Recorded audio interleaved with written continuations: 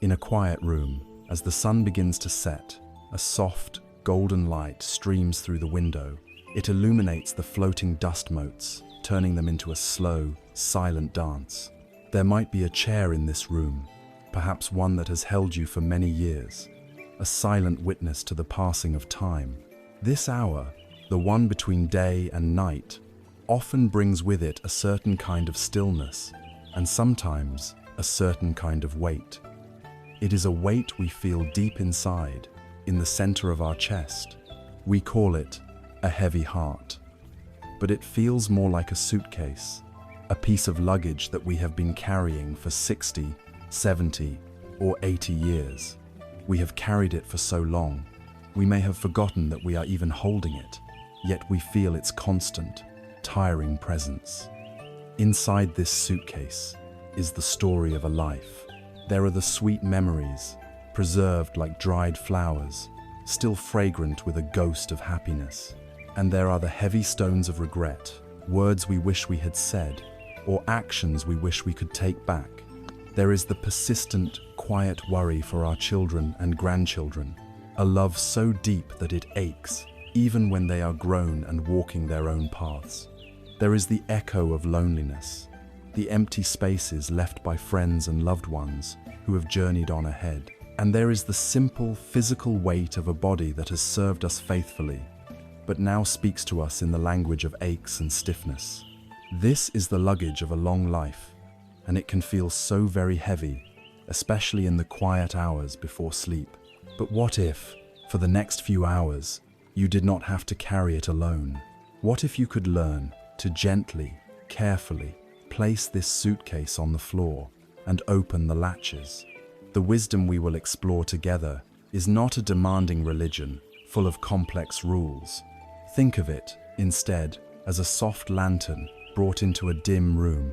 Think of it as a stream of cool, clear water with which we can wash away the dust of the long road.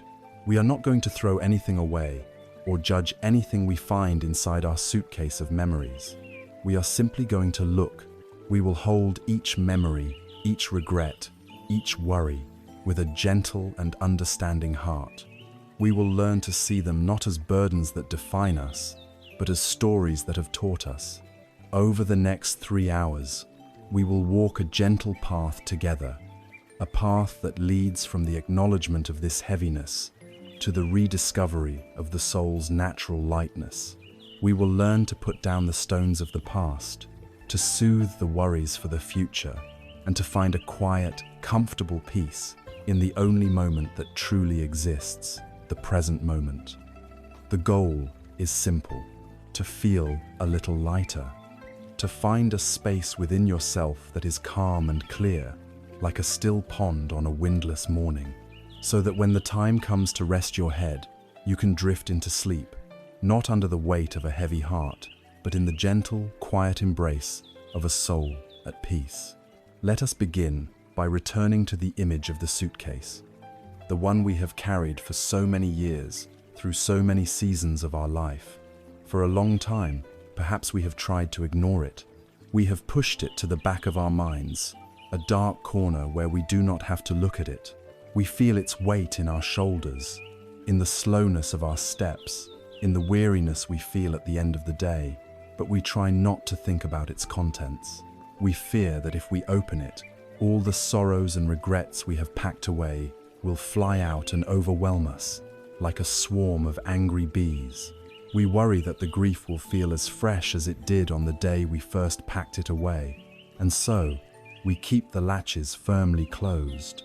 But the first step in any journey of healing, the very first act of kindness we can offer to ourselves, is to simply stop, to turn around, to face the luggage we have been dragging, and to have the gentle courage to look at it. So now, in the quiet safety of this moment, let us do just that. Let us imagine we are in a calm, peaceful space. We can imagine ourselves kneeling before our own suitcase. Our hands are resting on the lid. We can feel the texture of it. Perhaps it is worn leather, smooth and cool from the passage of years, or maybe it is sturdy, solid wood. There is no rush. We can simply rest our hands there, and take a gentle breath. We are not here to judge ourselves. We are not here to be swept away by a tide of emotion. We are here as an observer, a kind and curious witness to our own life. With another breath, we can imagine ourselves unfastening the latches. We might hear a soft click, a sound that echoes through the quiet room of our mind. And then, slowly, we lift the lid. We are simply taking inventory. The purpose is not to relive the pain, but to finally understand the weight. Life is a journey, and every single person you have ever met is carrying a suitcase of their own. When we are young, the suitcase is light, almost empty. We pack our first treasures inside. The memory of a parent's smile, the feeling of running through a field on a summer day, the thrill of a first friendship. These are the light, joyful things. But as we travel further, we inevitably encounter different terrain. We encounter the sharp stones of disappointment. We pack away the memory of our first heartbreak. We add the weight of failures, moments when we did not live up to our own expectations or the expectations of others. We pack the heavy, dense objects of grief when we lose someone we love. We pack away moments of shame, moments of anger, moments of fear. The suitcase becomes heavier and more crowded. It contains a mixture of everything: sunlight and shadow, laughter and tears, triumphs and stumbles. This is not a sign of a failed life. It is the sign of a life that has been fully lived. To have a suitcase filled with so many different things is to have truly engaged with the world. The problem is not what is inside the suitcase. The problem is that we have been pretending it is not there, while still carrying all of its weight. The energy it takes to avoid looking at our own life story is immense. It is a constant, low-level tension in our minds and bodies. It is the energy of suppression, of turning away, of saying no to our own experience. We can spend decades using our strength to keep that lid closed. This is a source of a deep, profound exhaustion that we often mistake for just the natural process of getting older. We think our tiredness comes from our age, but so much of it comes from the ceaseless, internal work of carrying a heavy, unexamined past. A suitcase that is never opened grows musty. The contents become distorted in the darkness of our minds. A small stone of regret, if never brought into the light and looked at, can feel like a jagged boulder. An old sadness, never properly felt and released, can color every new experience with a gray tint. But when we open the lid, we allow air and light to circulate. We allow the fresh air of the present moment to touch the stale air of the past. And often, we find that the monsters we imagined were lurking inside are not nearly as frightening in the light of day. They are just old stories, old feelings, waiting to be acknowledged. There is a beautiful story that illustrates this perfectly. Two Zen monks, one senior and one junior, were on a long pilgrimage. They had taken vows to live a life of simplicity and austerity, and one of these vows was to avoid all physical contact with women. They walked for many hours, in silence. Eventually, they came to a river. The recent rains had made the river swollen and the current strong. A young woman was standing by the riverbank, looking distressed. She was beautifully dressed and was clearly afraid to cross, for fear of ruining her fine clothes and being swept away by the current. She looked at the two monks with pleading eyes. The junior monk, rigid in his observance of the rules, pretended not to see her. He looked straight ahead, ready to find a different place to cross. But the senior monk walked directly up to the woman. Without a word, he bent down, lifted her into his arms, and carried her across the swirling water. He set her down gently on the other side. She bowed to him in gratitude, and he simply nodded and continued on his way. The junior monk was in shock.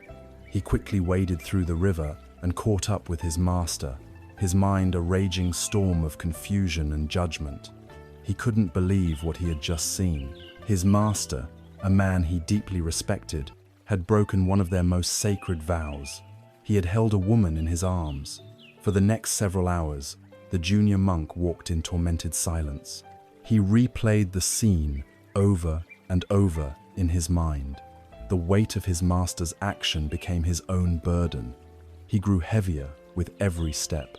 His anger and confusion felt like a physical weight in his stomach. He was no longer on a peaceful pilgrimage. He was carrying a turbulent river inside his own mind.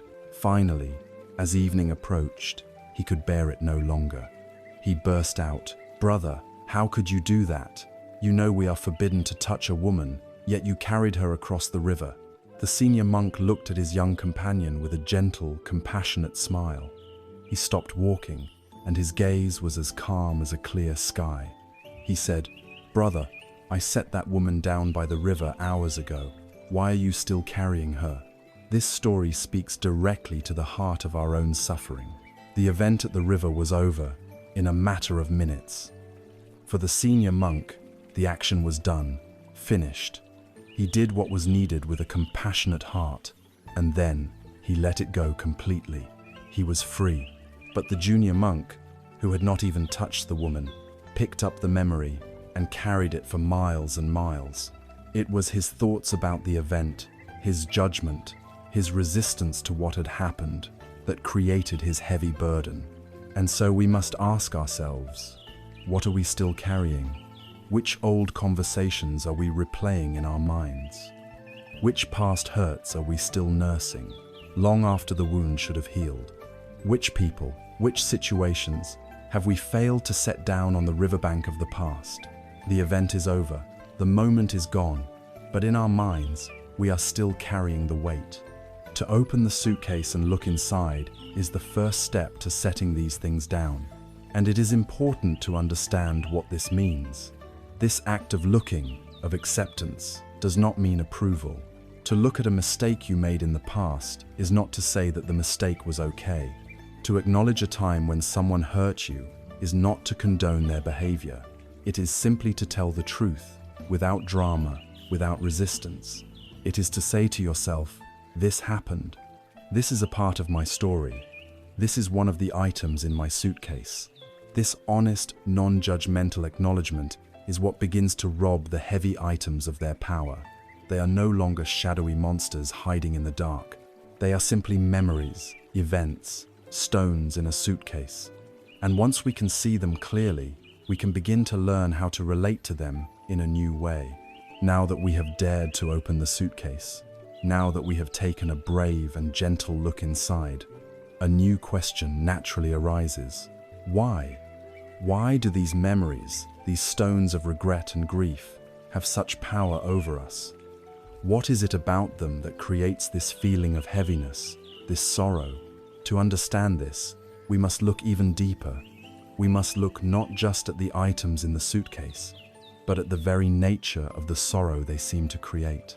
We must begin to understand the source of our own unhappiness. Having opened the suitcase of our life and dared to look inside, we are left with a profound question. Why? Why does the memory of a past event still have the power to cause us pain today? Why does a worry about the future feel like a heavy stone in our stomach right now? We see the contents of our suitcase, but we do not yet understand the mechanism that turns these contents into burdens. To find the answer, we must not turn away. We must do what the great physicians of the soul have always done. We must look directly, with courage and clarity, at the nature of our ailment. It is like a good doctor who must first understand the illness before prescribing a cure.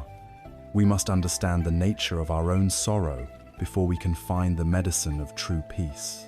The first, and perhaps most important, thing to understand is this: your sorrow is not a personal failure.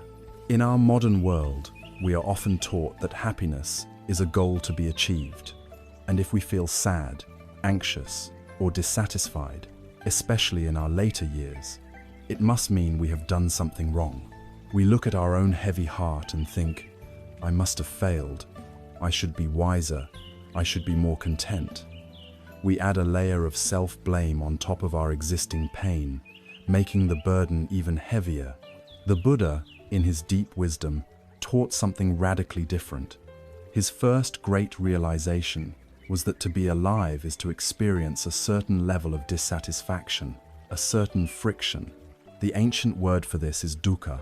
This word is often translated as suffering, but it is much more subtle than that.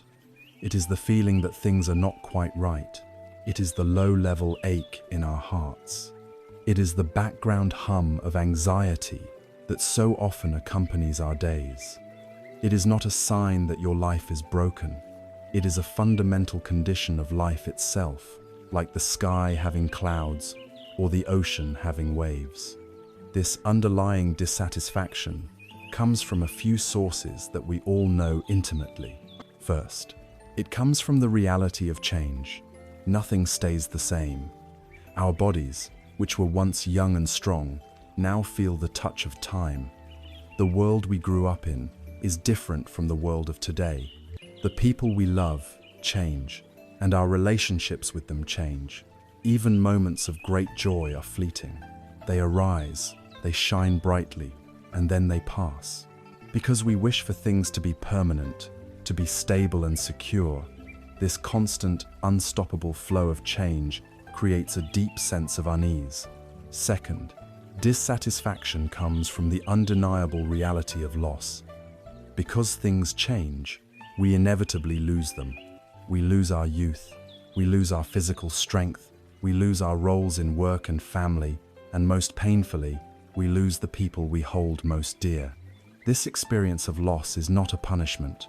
It is a universal law woven into the very fabric of existence. Every person who has ever lived has known the pain of loss. And finally, dissatisfaction comes from the simple, constant gap between the way things are and the way we wish they were. I wish I had more energy. I wish my children would call more often. I wish the past had been different. This gap, this wanting reality to be something other than what it is a constant source of inner friction and sorrow. Realizing this, truly seeing that these are not your personal failings, but are the shared conditions of all human life, is the beginning of liberation. It allows you to stop blaming yourself for being in pain. There is a powerful story that teaches this lesson with heartbreaking beauty. It is the story of a young woman named Kisa Gotami. She lived a happy life, and her greatest joy was her infant son. But one day, a sickness took the child, and he died in her arms. Kisa Gotami was consumed by a grief so powerful that it blinded her to reality. She could not accept that her son was gone. Clutching his small, still body, she went from house to house, from person to person, desperately seeking a medicine that could bring him back to life. Her neighbors and friends looked at her with pity. "She has lost her mind," they whispered. They tried to tell her that her son was dead, but she would not listen. Finally, a wise old man, seeing her profound suffering, told her, "I cannot give you the medicine you seek, but I know a physician who can. Go to the Buddha." Kisa Gotami ran to the place where the Buddha was teaching. She fell at his feet, laid the body of her son before him, and cried out, "Master, can you give me the medicine that will cure my boy?" The Buddha looked at her, not with pity for her madness, but with an ocean of compassion for her pain. He saw her suffering clearly. He answered her gently, "Yes, I can make such a medicine, but to do so, I need a special ingredient. I need you to bring me a handful of mustard seeds." Kisa Gotami's heart soared with hope. "I will get them, Master. Where must I find them?" The Buddha then gave her a condition. "You must bring me the mustard seeds from a house where no one has ever died. It must be a home that has never been visited by loss, a family that has never known the death of a parent, a child, a spouse, or even a servant." Filled with a desperate hope, Kisa Gotami began her quest. She went to the first house in the village. "The Buddha has sent me," she said. "I need a handful of mustard seeds to make a medicine for my son." The woman of the house was kind and immediately went to get the seeds. As she was about to hand them over, Kisa Gotami asked her crucial question, "Has anyone in this house ever known death?" The woman's face grew sad. "Oh child," she said, You remind me of my own sorrow. The living in this house are few, but the dead are many. Just last year, I lost my husband. With a heavy heart, Kisa Gautami went to the next house, and the next, and the next. The story was the same everywhere. One family had lost a daughter, another had lost an elderly parent, another had lost a beloved brother. Every door she knocked on, every person she spoke to, was willing to give her the seeds, but no one could say that their home had been untouched by death. As the sun began to set, Kisa Gautami sat down by the side of the road, weary and empty-handed. She looked out over the village as the lamps were lit, flickering on in the growing twilight. She watched them for a long time, and then, one by one, here and there, they began to flicker out, plunging the homes into darkness. In that profound moment of stillness and observation, wisdom dawned in her heart. She understood. Her grief, which had felt so personal, so monumental, so isolating, was in fact the shared experience of all humanity. Death was not a unique tragedy that had struck only her. It was a universal law. How selfish I have been in my grief, she thought. She had been searching for a home untouched by sorrow, only to discover that no such home exists. Her own personal, overwhelming pain softened and dissolved into a deep, compassionate understanding of the human condition. She gently took the body of her son to the forest, laid him to rest, and returned to the Buddha. When he saw her, he knew she had found the cure. It was not a medicine for her son, but a medicine for her own heart. The medicine was wisdom. Like Kisa Gautami, we often feel that our pain makes us alone.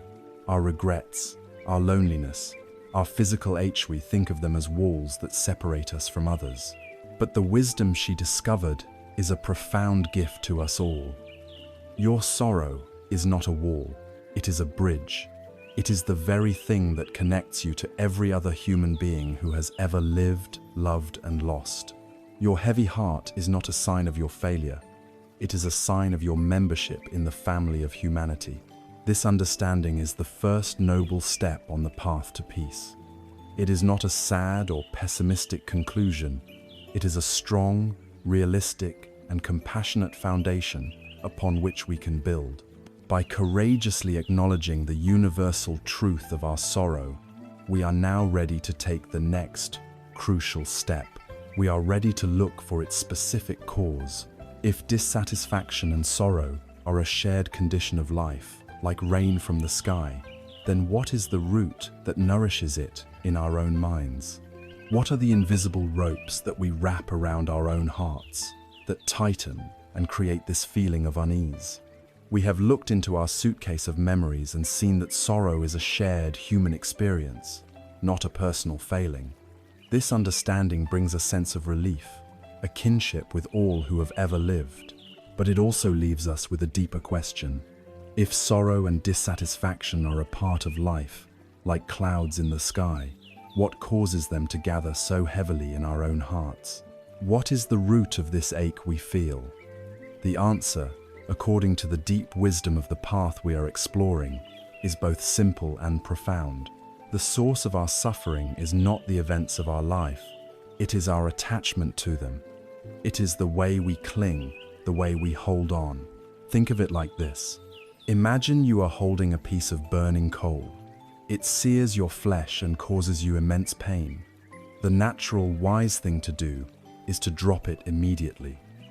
Now, imagine that many years have passed. The coal is no longer burning. It is a cold, grey piece of charcoal. The initial event, the burn, is over. And yet, many of us continue to clutch that cold piece of coal tightly in our hand. We carry it with us everywhere.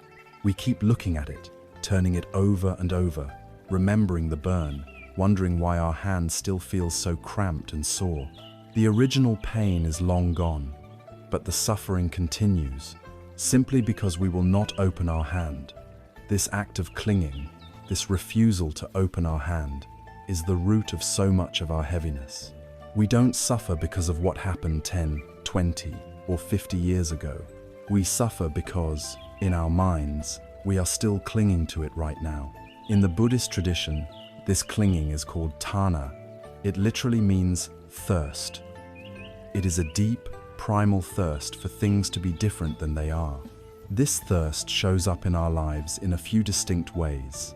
First, there is the thirst for pleasant things to continue. We remember our youth, a time of health and energy, and we thirst for it to return. We have a moment of joy, a lovely visit from family, and we feel a pang of sadness when it ends, thirsting for it to last forever. We are clinging to pleasure. Second, there is the thirst for unpleasant things to disappear. We feel the ache of arthritis in our joints, the sting of a lonely evening, or the bitterness of a regretful memory, and we resist it with all our might. I don't want this, the mind screams. This shouldn't be happening. This resistance, this aversion, is just another form of clinging. We are clinging to an idea of a life without pain, without discomfort. And finally, there is the most subtle thirst of all, the thirst for reality itself to be different. This is the world of if only. If only I had made a different choice. If only that person hadn't left. If only I were someone else. This is a deep refusal to accept the life that is actually ours. These different forms of thirst, of clinging, are like invisible ropes that we tie from our heart to the world around us and to the world of our memories. Imagine an old, painful memory of a mistake you made. When you feel regret, it is as if you have tied a rope to that moment in the past, and you are pulling on it now, trying to drag it into the present and somehow fix it. But the past cannot be changed, and so you just stand there, tethered to it, exhausting yourself in a futile struggle. Imagine a person who hurt you deeply. When you hold on to resentment, you have tied a rope from your own heart to that person. Even if they are miles away, or even gone from this world, you are still bound to them.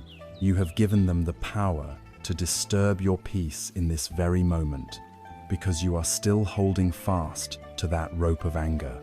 Even sweet memories can become ropes.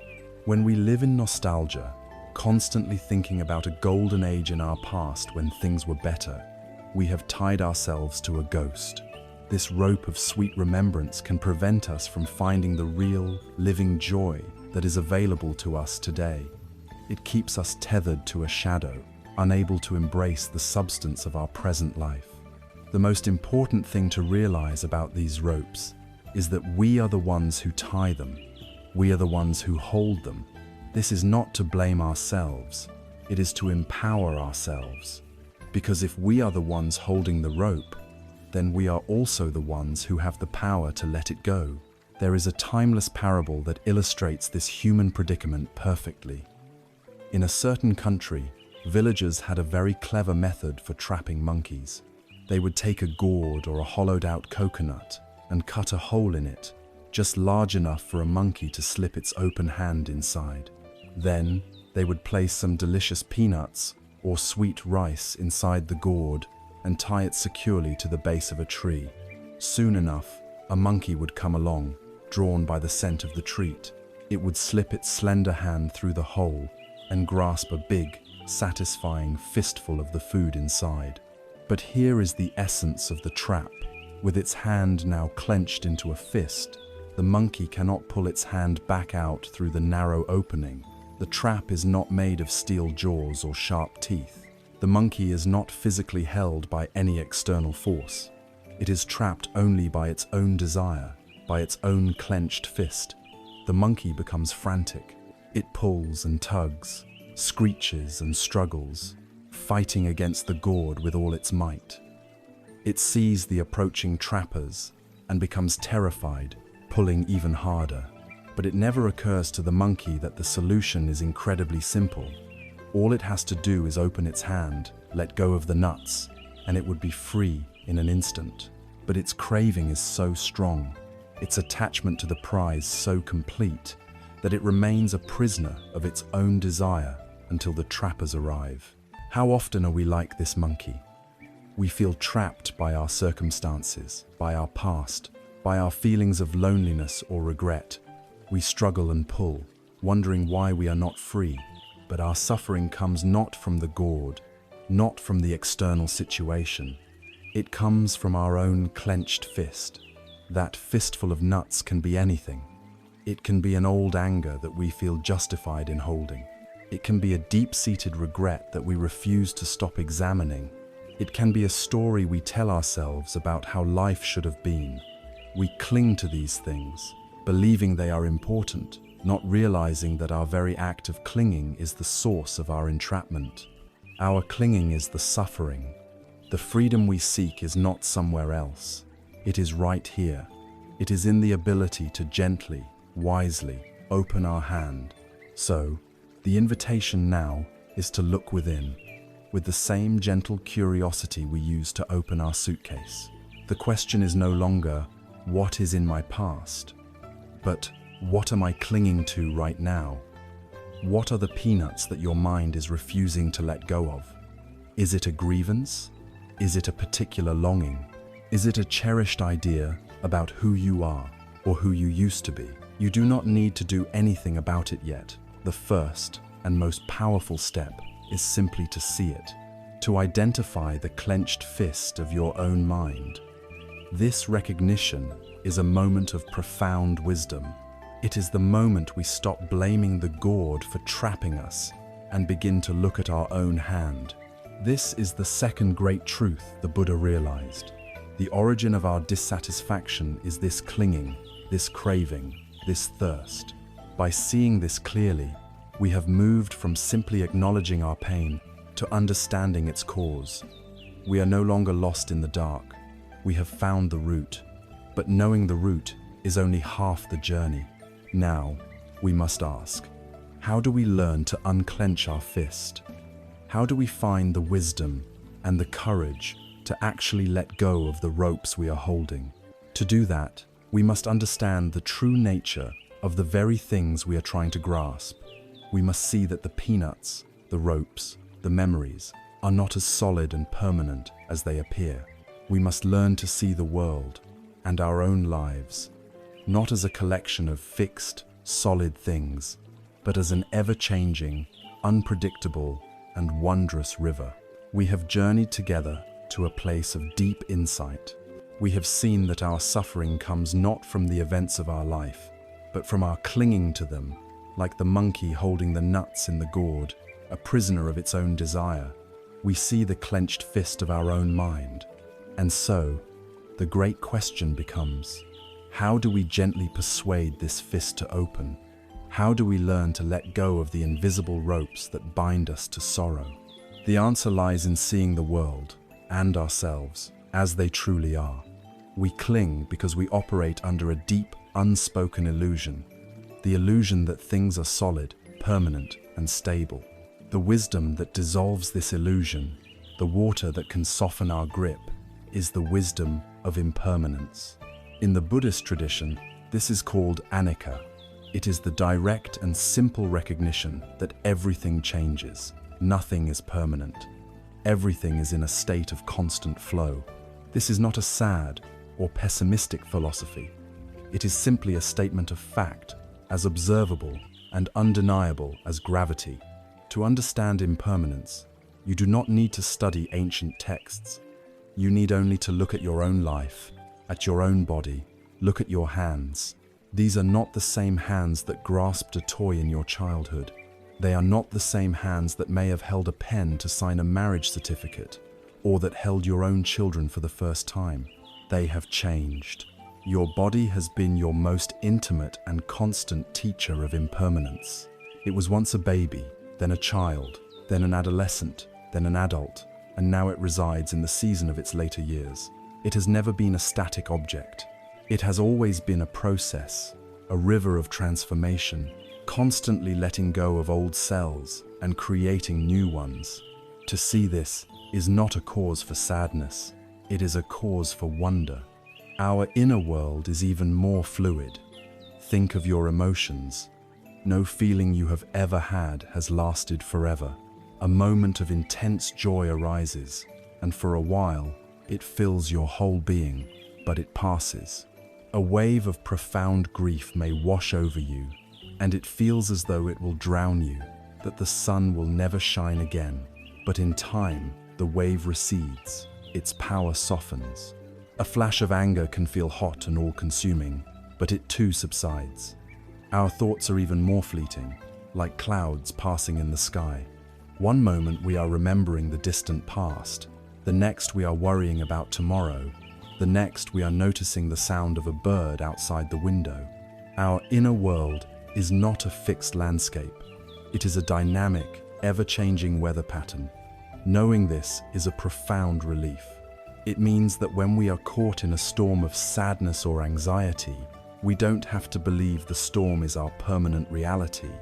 We can learn to say, "This is here now, I feel this now, but it is a cloud and it will pass." The great suffering in our life comes from our argument with this fundamental truth. Our clinging is a protest against the flow of the river.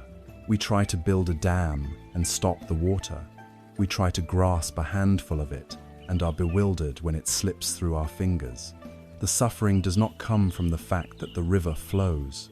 The suffering comes from our foolish and exhausting attempt to make it stop.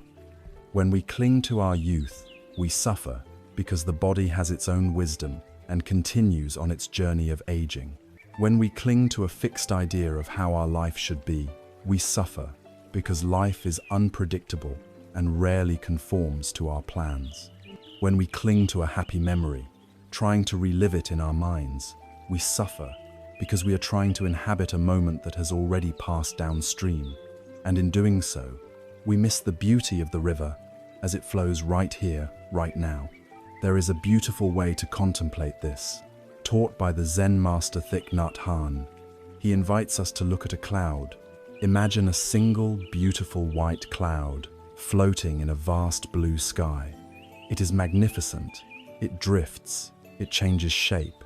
It catches the golden light of the sun. But then, after a while, the cloud is no longer there. We might be tempted to say the cloud has died. But has it? Where did it go? The cloud has not disappeared. It has only changed its form. The cloud has become the rain. And the rain has fallen to the earth, watering a field of vegetables. The rain has flowed into a stream, and a thirsty deer has come to drink from it. The water then flows into a great river and out to the vast ocean. And then, when the sun shines on the ocean, the water rises again as vapor and gathers in the sky to become a new cloud. So, when we ask, where is the cloud now? The answer is, the cloud is in the rain, in the vegetables, in the deer, in the river. The cloud has not died. It has been transformed. It has continued in other forms. The cloud never had a separate, solid self. It was always a manifestation of the sky, the sun, the wind, and the water. It was never truly born, and it could never truly die. We, too, are like this cloud. We look in the mirror, and we see what we believe is a solid, separate person. We think, this is me. I was born on this day, and I will die on that day. But this is a limited view. You are not separate from the world. You are a manifestation of it. You are made of the sun, the air, the earth, and the water. You are made of the food you have eaten, the love you have received, the wisdom passed down from your ancestors. Everything you have ever touched has become a part of you, and a part of you has been left with everything you have touched. And one day, the form we call our body will dissolve, but we will not disappear. We will continue, just like the cloud. Our love, our actions, our kindness, our very atoms will continue to be a part of the great dance of the universe, nourishing new life in ways we cannot possibly imagine. Seeing ourselves not as a solid noun, but as a flowing verb, is a profound release from the fear of ending. Embracing this wisdom of impermanence, of the ever-flowing river, changes everything. It is the master key that unlocks our clenched fist. When we truly understand that everything is transient, two beautiful things happen. First, we begin to feel a deep sense of gratitude. When you know that this moment will never come again, it becomes infinitely precious. The taste of your morning tea, the warmth of a sunbeam on your skin, the sound of a loved one's voice on the telephone. These are not small things. They are miracles, here for a fleeting moment. We stop taking life for granted and begin to truly cherish it. Second, we develop a deep resilience. When the difficult waves come, a wave of physical pain, a wave of sadness, a wave of fear, we no longer panic and resist. We can learn to float. We can say, "This is a wave. It is powerful, but it is just water. It arose, and it will pass." We stop building our identity around our pain, and instead learn to rest in the awareness that watches the waves come and go. The struggle, the tension, the weariness we feel comes from holding on. The peace, the release, the lightness comes from letting go. It is the peace of no longer being at war with reality. It is the deep rest that comes from finally allowing the river of life to flow without our interference. This profound understanding of impermanence is the wisdom that allows us to begin, piece by piece, to empty our heavy suitcase.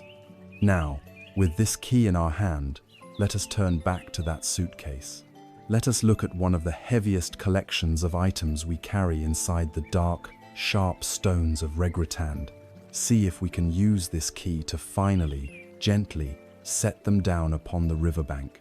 With the wisdom of impermanence now illuminating our path, we can see that life is an ever-flowing river.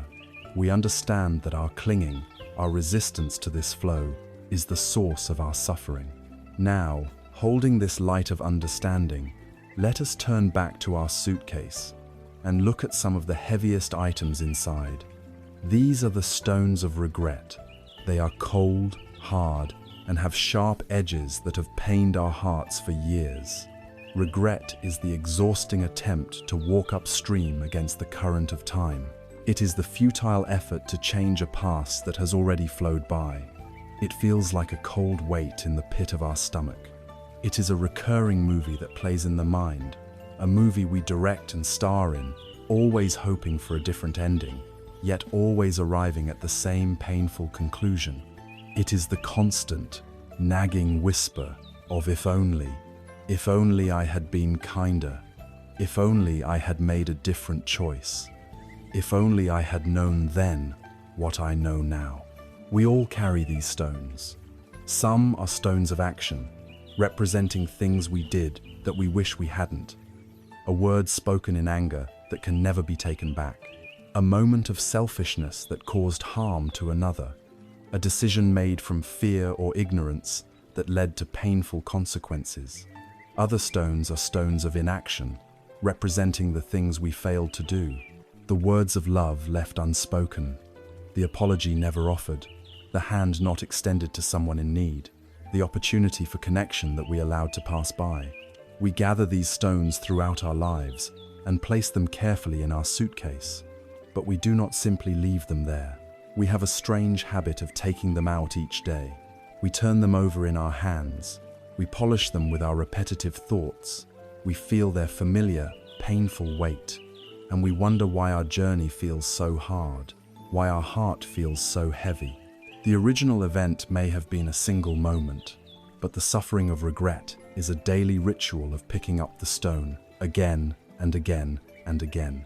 To let go of regret, the first and most essential step is the practice of self-forgiveness. This is often the most difficult step because a part of us believes we do not deserve it. A voice inside says, "But what I did was wrong. I should feel bad."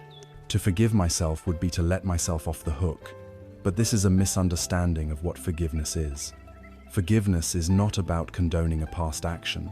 It is about understanding the person who performed it.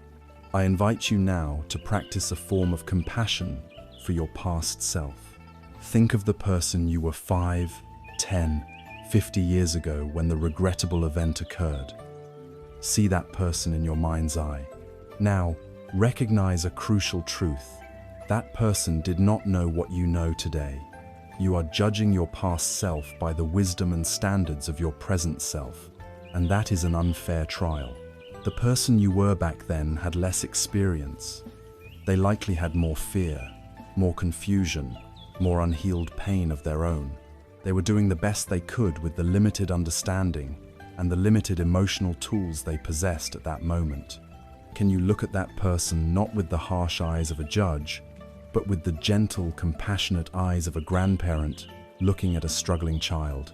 See their confusion, see their pain, see the ignorance that may have led them to act as they did. They were not a bad person. They were a person who was suffering, and their suffering spilled over and caused more suffering. Can you offer that person, your younger self, a little kindness? Can you whisper to them across the years, "It's okay. You were doing the best you could. I understand." This is the essence of self-forgiveness. It is not an excuse. It is an act of profound understanding. It is the recognition that you have grown. The very fact that you regret something today is proof that you are no longer the same person who did it. The regret itself is a sign of your own goodness, your own growth in wisdom and compassion. Forgiving yourself is the act of finally putting the stone down. There is no story that illustrates the power of transformation more profoundly than that of the murderer, Angulimala. In the time of the Buddha, a man named Angulimala, which means garland of fingers, was a fearsome killer who terrorized the kingdom of Kosala. He had fallen under the influence of a dark teacher and believed he had to kill 1,000 people to attain spiritual power. He had already killed 999, and he wore their fingers as a gruesome necklace. He needed only one more victim. The villagers lived in constant terror, barring their doors.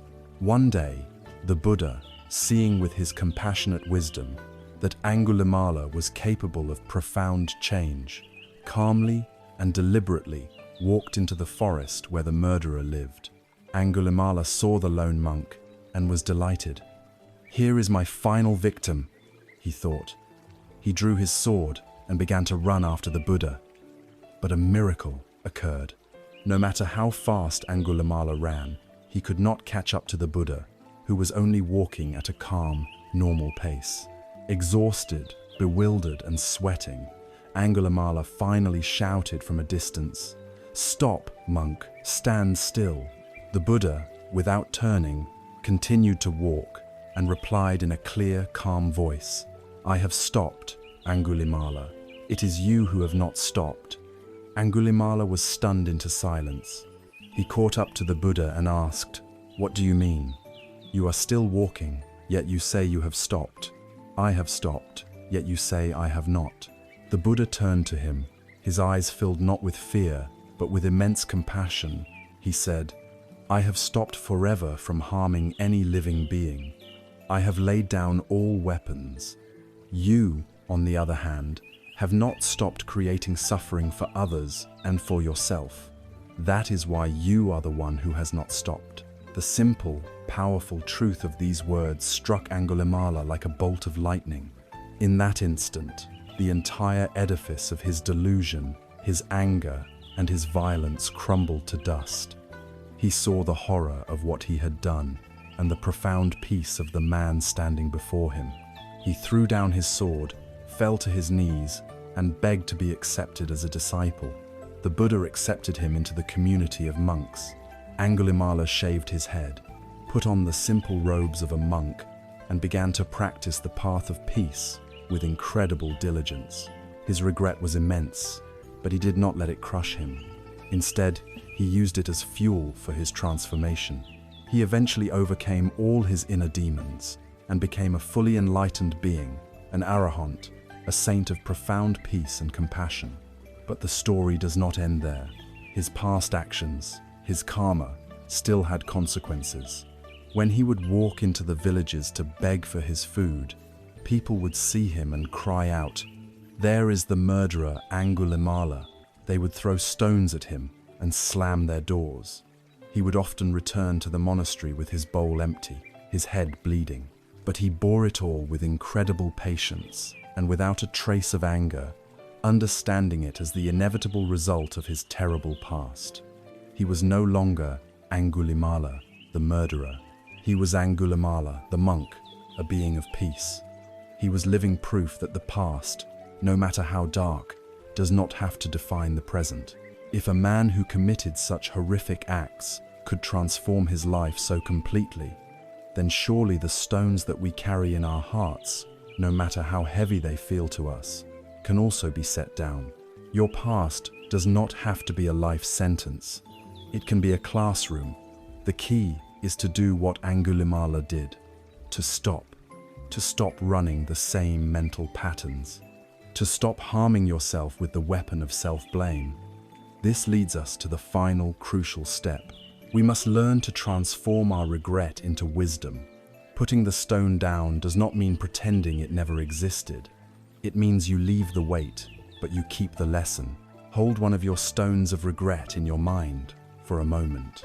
Instead of feeling the familiar pain, ask a new question. What did this experience teach me? Did this mistake teach me the importance of kindness? Did this failure teach me humility? Did this loss teach me to be more present with the people I love? This is how the poison of regret becomes the medicine of wisdom. You honor the past, not by dwelling in it, but by allowing it to make you a better person in the present. The stone is no longer a burden to be carried, but a stepping stone that has lifted you to a higher place of understanding. We have used the clear light of wisdom to look at the past. We are learning to set down its heavy stones on the bank of the ever-flowing river. But the moment we set one down, the mind, by its very nature, tends to wander. It may drift downstream into the murky waters of anxiety about the future. To find a true and lasting peace, it is not enough to simply let go of the past. We also need an anchor. We need a simple, powerful tool that can hold our attention gently but firmly in the only time that is ever real, the only time we can ever live, this present moment. This anchor is not something you need to acquire. It is not outside of you. It has been with you every second of your life, waiting patiently to be noticed. This anchor is your own breath. We have walked a gentle path together, looking back at the heavy stones of regret. We have seen how the light of wisdom can transform these burdens, not by erasing the past, but by changing our relationship to it. We have learned to forgive our younger selves and to extract the lessons from our mistakes. But as we stand on the bank of life's river, having set down the weight of the past, we notice a powerful current that threatens to pull us in another direction. This is the current of the future, the current of worry, of anxiety, of what if. The human mind, when left to its own devices, rarely rests in the present. It is a time traveler. It voyages back into the dusty archives of regret, or it rockets forward into the imaginary landscapes of fear. To find true and lasting peace, we need more than just the willingness to let go. We need an anchor. Think of your mind as a small boat, and your awareness as the sky above it. On some days, the ocean of your life is calm, and the boat rests peacefully. But often, the winds of memory and regret begin to blow, pushing your boat back into the stormy waters of the past. Or, the strong currents of anxiety and worry begin to pull you relentlessly toward the fog-shrouded horizon of the future. We get so caught up in the lurching and swaying of the boat that we forget we are the vast, calm sky that is simply watching. The anchor is the tool that allows us to stabilize the boat. It is the simple, powerful practice that allows the mind to come to rest, right here, right now, in the calm harbor of the present moment. This anchor is not something you need to buy or to find. It has been with you all along. It is your own breath. This may sound too simple. How can something as ordinary as breathing be the key to such profound peace? But its power lies precisely in its simplicity and its constancy. Your thoughts are almost never about the present. They are memories, interpretations, plans, and predictions. Your body can ache with the remembered pains of the past or tense up with fear of the future. But your breath has one beautiful, reliable quality. It is always happening now. You cannot take a breath that is in the past. You cannot take a breath that is in the future. To be aware of your breathing is to be aware of this exact present moment. The breath is a portal that is always open, a doorway back home to the here and now. It is the most loyal and faithful companion you will ever have. It was there in your very first moment of life, and it will be there until your very last. It asks for nothing, yet it gives you everything. It is the rhythm of life itself, flowing through you. So, let us now learn how to use this anchor.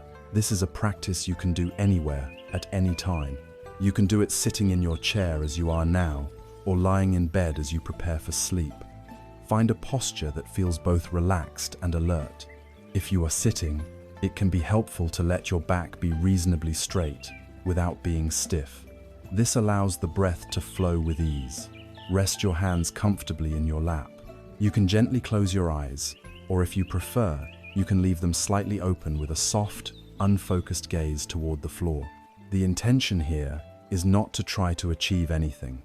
We are not trying to force the mind to be quiet or to have some kind of special spiritual experience. The intention is simply to be present, to spend a few moments getting reacquainted with our most faithful friend, the breath. Now, gently bring your attention to the physical sensations of breathing. At first, just notice that you are breathing. Then, begin to narrow your focus. Where do you feel the breath most clearly in your body? For many people, it is at the tip of the nose. You might feel the subtle coolness of the air as it enters your nostrils, and the slight warmth of the air as it flows out. There is no need to change your breathing in any way. You are not trying to control it or make it deeper. The body knows how to breathe all by itself. Your only job is to be the kind and patient witness. Your job is to feel it. For other people, it is easier to feel the breath in the chest or the abdomen. You can place a hand gently on your belly and feel its soft rising as the breath comes in and its gentle falling as the breath goes out.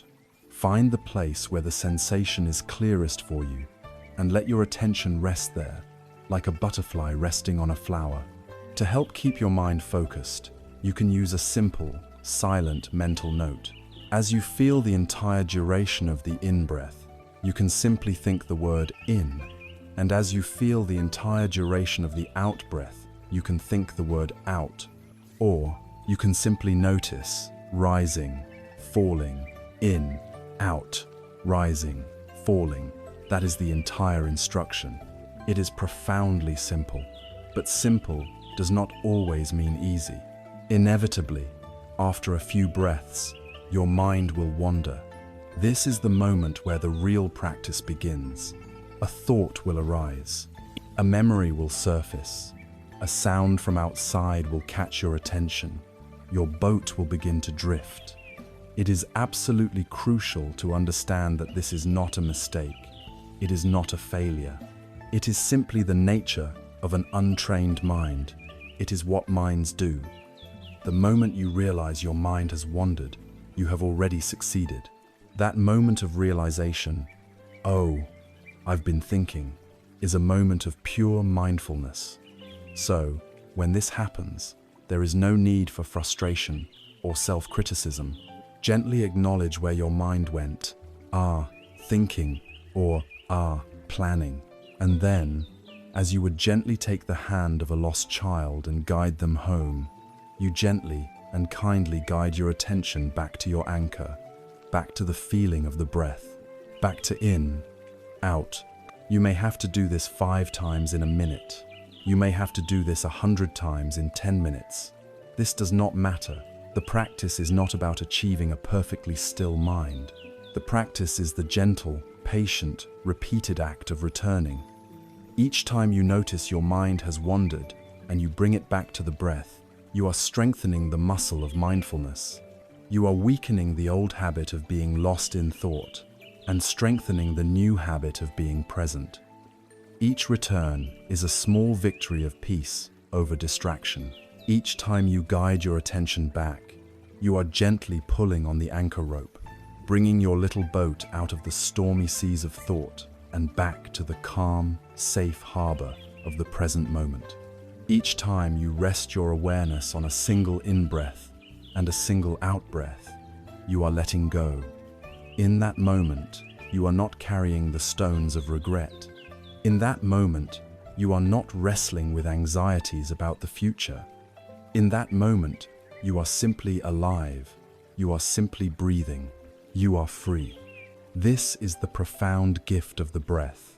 It is an island of peace that is always available to us, no matter how turbulent the surrounding waters may be. The Buddha taught that everything we need for complete liberation, for unshakable peace, can be found within this very body, within this very breath. We do not need to look for peace outside of ourselves. It is not in a different place or a different time. Peace is the stillness that underlies the rhythm of the breath, the quiet presence that is always here, waiting patiently for us to come home. By learning to rest with the breath, we have found our anchor. We have discovered a way to create a space of calm and stability within ourselves, anytime we choose. The mind, which was once a wild and turbulent sea, can now become more like a quiet, well-tended garden. We have calmed the winds and prepared the soil, and now that we have this fertile ground of a calm and present mind, we can begin to consciously plant the seeds of the most beautiful and healing qualities. The first and most important seed we will plant in this newly quieted garden is the seed of loving kindness. It is the seed of a warm and gentle compassion, which we will first learn to offer to the person who needs it most, ourselves. We have found our anchor in the gentle, rhythmic flow of the breath. We have discovered that no matter how turbulent the seas of thought and emotion may become, we can always drop this anchor and find the calm harbor of the present moment. Our mind, which was once a wild, uncultivated field, overgrown with the weeds of worry and regret, can now become a peaceful garden. We have quieted the winds and prepared the soil, but a garden, left unattended, will soon be overgrown once more. To create a life of deep and lasting peace, we must become gentle gardeners of our own minds. We must consciously choose which seeds to plant and nourish. The first, the most important, and the most healing seed we can possibly plant is the seed of Metta, a word from the ancient Pali language that means loving kindness, friendship, and gentle compassion.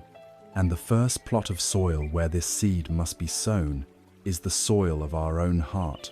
For many of us, this is the most difficult and radical step of all. We have been taught to be kind to others, to be generous to others, to care for others.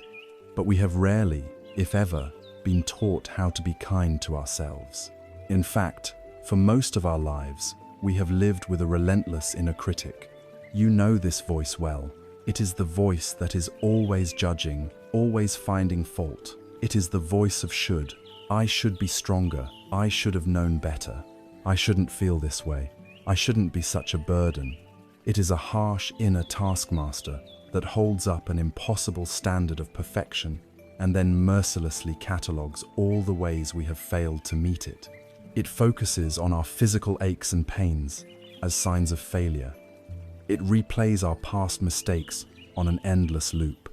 We have lived with this critical voice for so long that we often mistake it for the truth of who we are.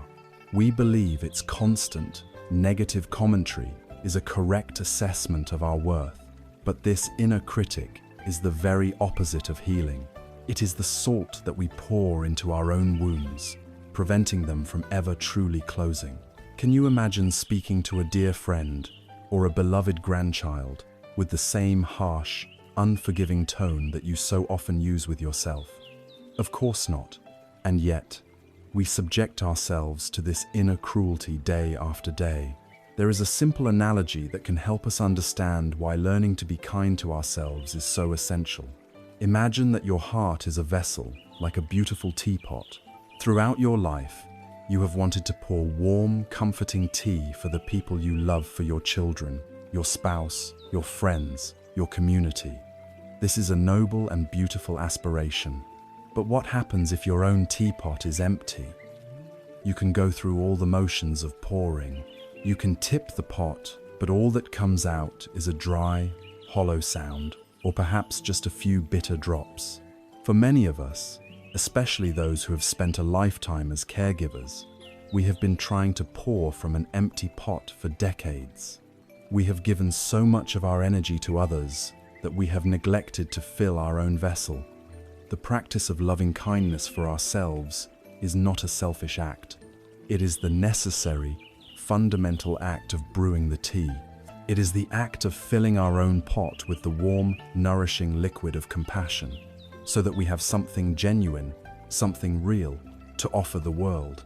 You simply cannot give what you do not have. So now let us begin the beautiful practice of filling our own vessel. I invite you once again to find a comfortable posture. Let your body be at ease. You can gently close your eyes.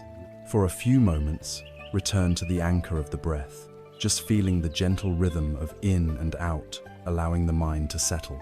Now, I invite you to take one of your hands and place it gently over the center of your chest, over your heart. Just feel the physical warmth of your hand on your body.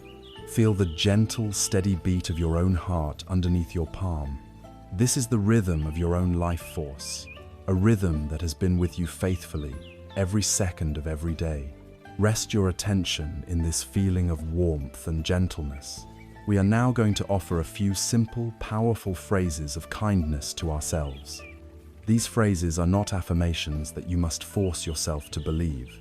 Think of them instead as wishes, as offerings, as gentle prayers that you are extending to your own being.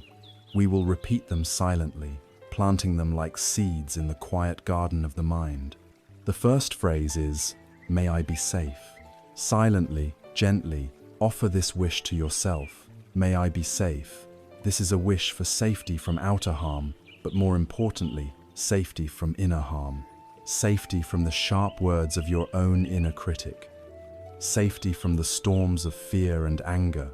May I be safe. The next phrase is, "May I be healthy." May I be healthy. This is a gentle wish for the well-being of your body and your mind. It is not a denial of any illnesses or pains you may currently have. It is an offering of kindness to the body, just as it is, a wish that it may be as strong and well as it can be, a wish for a mind that is healthy and at peace. May I be healthy. The next phrase is, "May I be happy and at ease." May I be happy and at ease. This is a wish for a deep and authentic happiness, the kind of contentment that arises from a peaceful heart. It is a wish for a sense of ease as you move through your days, a release from struggle and tension, a wish to feel comfortable in your own skin. May I be happy and at ease. And the final phrase, which embraces all the others, is, "May I be free from suffering." May I be free from suffering.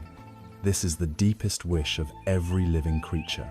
It is the wish to be free from the inner suffering caused by our own minds, the suffering of regret, of resentment, of craving and clinging.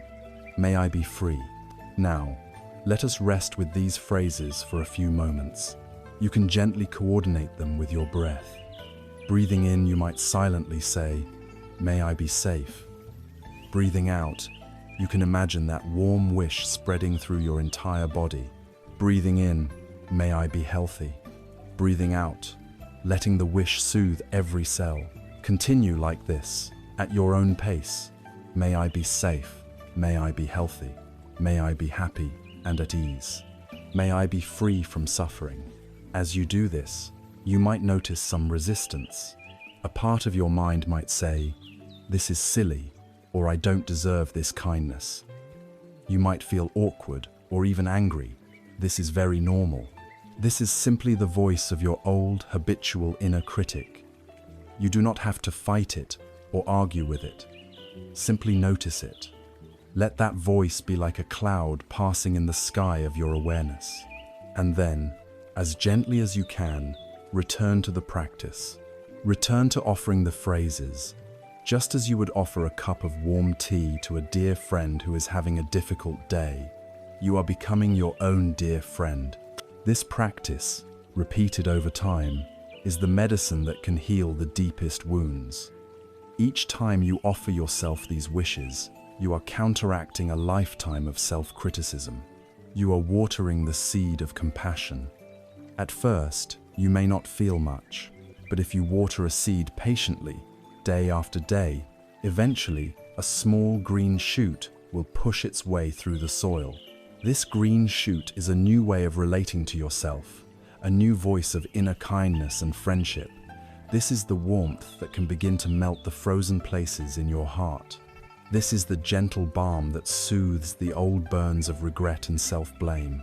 It is the foundation upon which all true peace is built.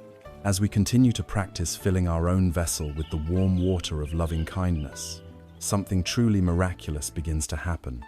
The pot becomes full, and then it begins to overflow. The compassion and warmth we have cultivated for ourselves naturally start to radiate outwards. It becomes easier to see other people, with all their flaws and struggles, with the same kind and understanding eyes that we are learning to turn upon ourselves. Now, with a heart that is a little fuller, a little warmer, and a little softer, we are ready to turn our attention to one of the greatest barriers to peace, the heavy burden of resentment we hold toward others. We can now begin to learn how this same overflowing compassion can gently untie even the most difficult and painful knots of the heart. We have taken a courageous and gentle step inward. We have begun to tend to the garden of our own heart, planting the precious seed of self-compassion. We are learning to speak to ourselves with the kindness we have so often reserved for others, filling our own vessel with the warmth of loving kindness. As we do this, a remarkable thing begins to happen. The pot becomes full, and the warmth naturally starts to overflow. This overflowing compassion gives us the strength and the wisdom to address some of the oldest and most painful knots in our heart, the knots of anger and resentment that we hold toward other people. There is an old and very wise saying that teaches, holding on to anger is like grasping a hot coal with the intent of throwing it at someone else. You are the one who gets burned. This is the simple, profound truth of resentment. We believe that our anger is a weapon we are aiming at the person who hurt us. We think that by replaying the injustice in our minds, by refusing to forgive, we are somehow punishing them. But if we look closely, who is truly suffering? The person who hurt us may be living their life miles away, perhaps not even thinking of us at all. Yet here we are, in the quiet of our own home, in the sanctuary of our own mind, and we are the ones holding the hot coal. We are the ones whose hands are being seared. We are the ones whose peace is being consumed by the flames of our own bitterness. Resentment is a self-imposed prison. We think we are keeping the other person locked up behind the bars of our judgment, but we are the ones who are truly not free.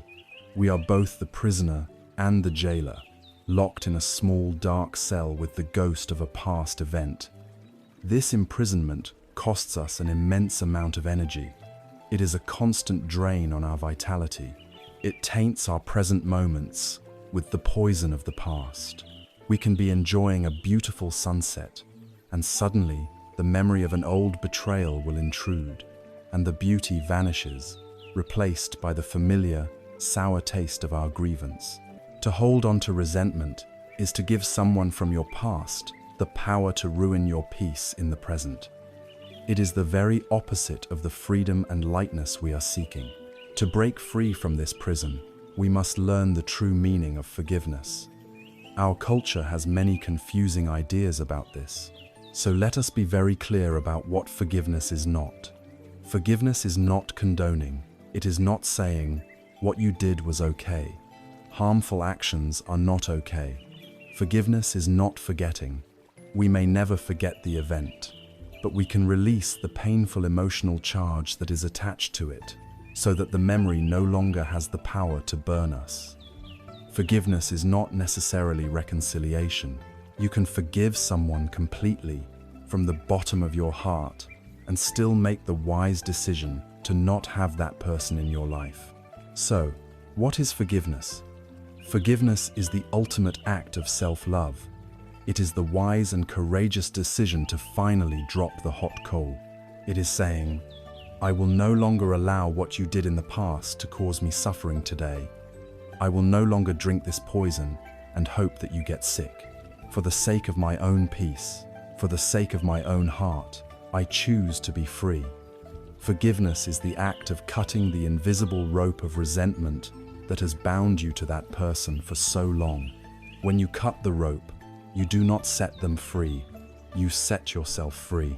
The Buddha told a powerful parable that illustrates the folly of holding on to our grievances. A man was walking through a forest when he was suddenly struck in the leg by a poisoned arrow. His friends and family rushed to him, frantic with worry. They tried to pull the arrow out and take him to a healer to get the antidote, but the man held up his hand and refused. "Stop," he said. "I will not have this arrow removed until I know the answers to some very important questions." His family stared at him in disbelief. He continued, "First, I must know the name of the man who shot this arrow and to which caste he belongs.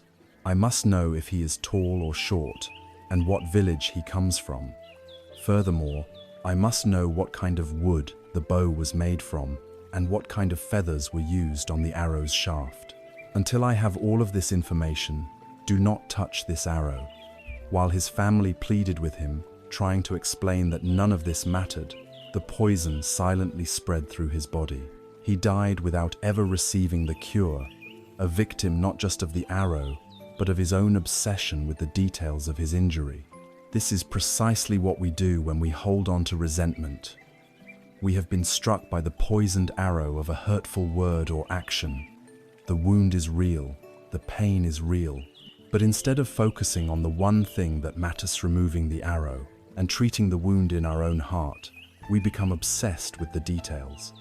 We endlessly analyze why they did it. We demand to know their motivations.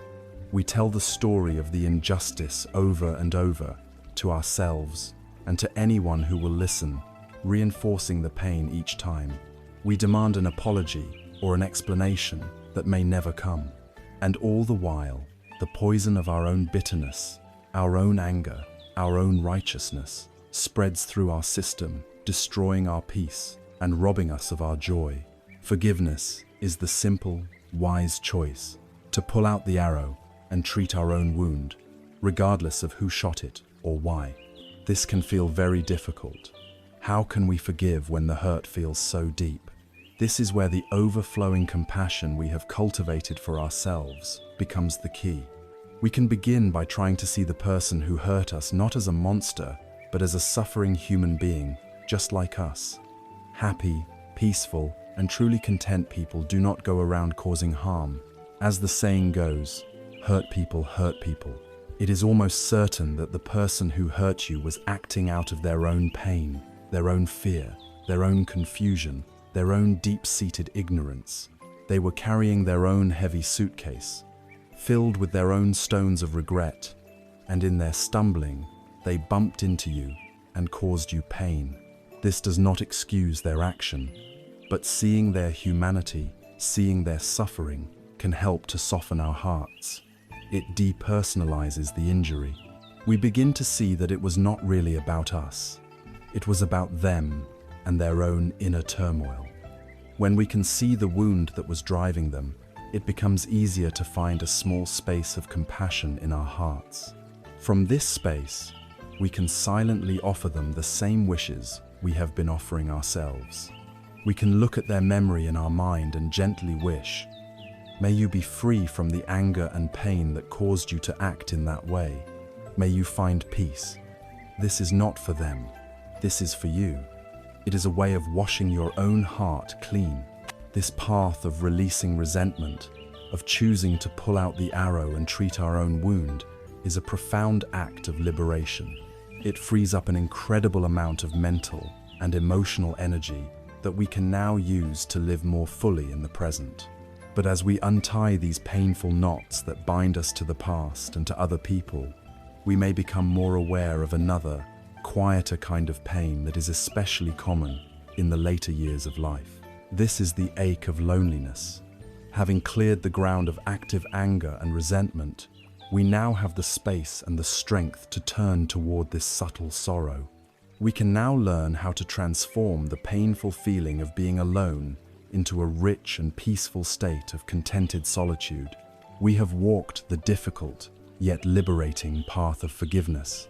We have learned to drop the hot coal of resentment, not for the sake of those who hurt us, but for the sake of our own precious peace.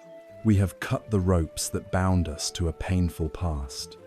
This act of release creates a vast and quiet space within us. But sometimes, especially in the later seasons of our life, this quiet space can feel less like a peaceful sanctuary and more like a cold, empty room. This is the quiet ache of loneliness. It is a different kind of heavy heart, not fiery and sharp like anger, but a slow, hollow sorrow that can settle over us in the afternoon hours or in the deep of the night. As we age, the world around us naturally changes. Our children become busy with their own families and careers. Dear friends may move away or pass on. The house that was once filled with noise and activity can grow profoundly silent. This experience is real, and it is important to first acknowledge the pain of it with kindness. There is no shame in feeling lonely. It is a natural human response to loss and change. But just as we have learned that we do not have to be prisoners of our past, we do not have to be prisoners of loneliness. The wisdom we are cultivating offers us a key to transform this painful state into one of profound peace and richness. The key is to understand the crucial difference between loneliness and solitude. Loneliness is a feeling of lack. It is a painful state of poverty. The mind that feels lonely is focused entirely on what is missing. It is haunted by the absence of others. The silence is not peaceful, it is empty. The lonely mind says, "No one is here for me. I have been left behind. I am incomplete." It is a state of craving, a thirst for connection that is not being met, and this unmet craving is the source of the pain. Solitude, on the other hand, is a state of fullness. It is a state of richness. Solitude is not about the absence of others. It is about the presence of oneself. The mind in a state of solitude is not focused on what is missing. It is gently and contentedly abiding with what is present.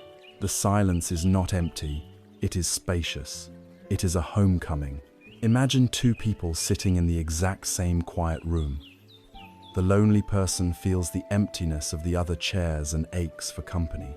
The person in solitude feels the peacefulness of the uncluttered space and savors the opportunity for quiet contemplation. The room is the same. The difference lies entirely in the mind. So why do we fear being alone so much? For most of our lives, we are defined by our relationships and our roles. We are a parent, a spouse, a worker, a neighbor. We are busy, surrounded by the noise and demands of the world. This constant activity can be a wonderful thing, but it can also be a lifelong distraction from ourselves. We rarely have to sit quietly and simply be with our own mind. Then, as the years pass, these roles soften. The children are grown, our work is done, the house is quiet. The distractions fall away, and we are left face to face with the one person we may have never truly gotten to know, ourselves. If we have never made friends with our own mind, this silence can feel terrifying. It is in the quiet that the unexamined regrets, the untended sorrows, and the restless anxieties tend to surface. Our fear of loneliness is often, at its root, a fear of our own inner turmoil. But we have already begun the courageous work of befriending our own mind. We have an anchor in the breath. We have the medicine of self-compassion. We are no longer afraid to look inside our own suitcase.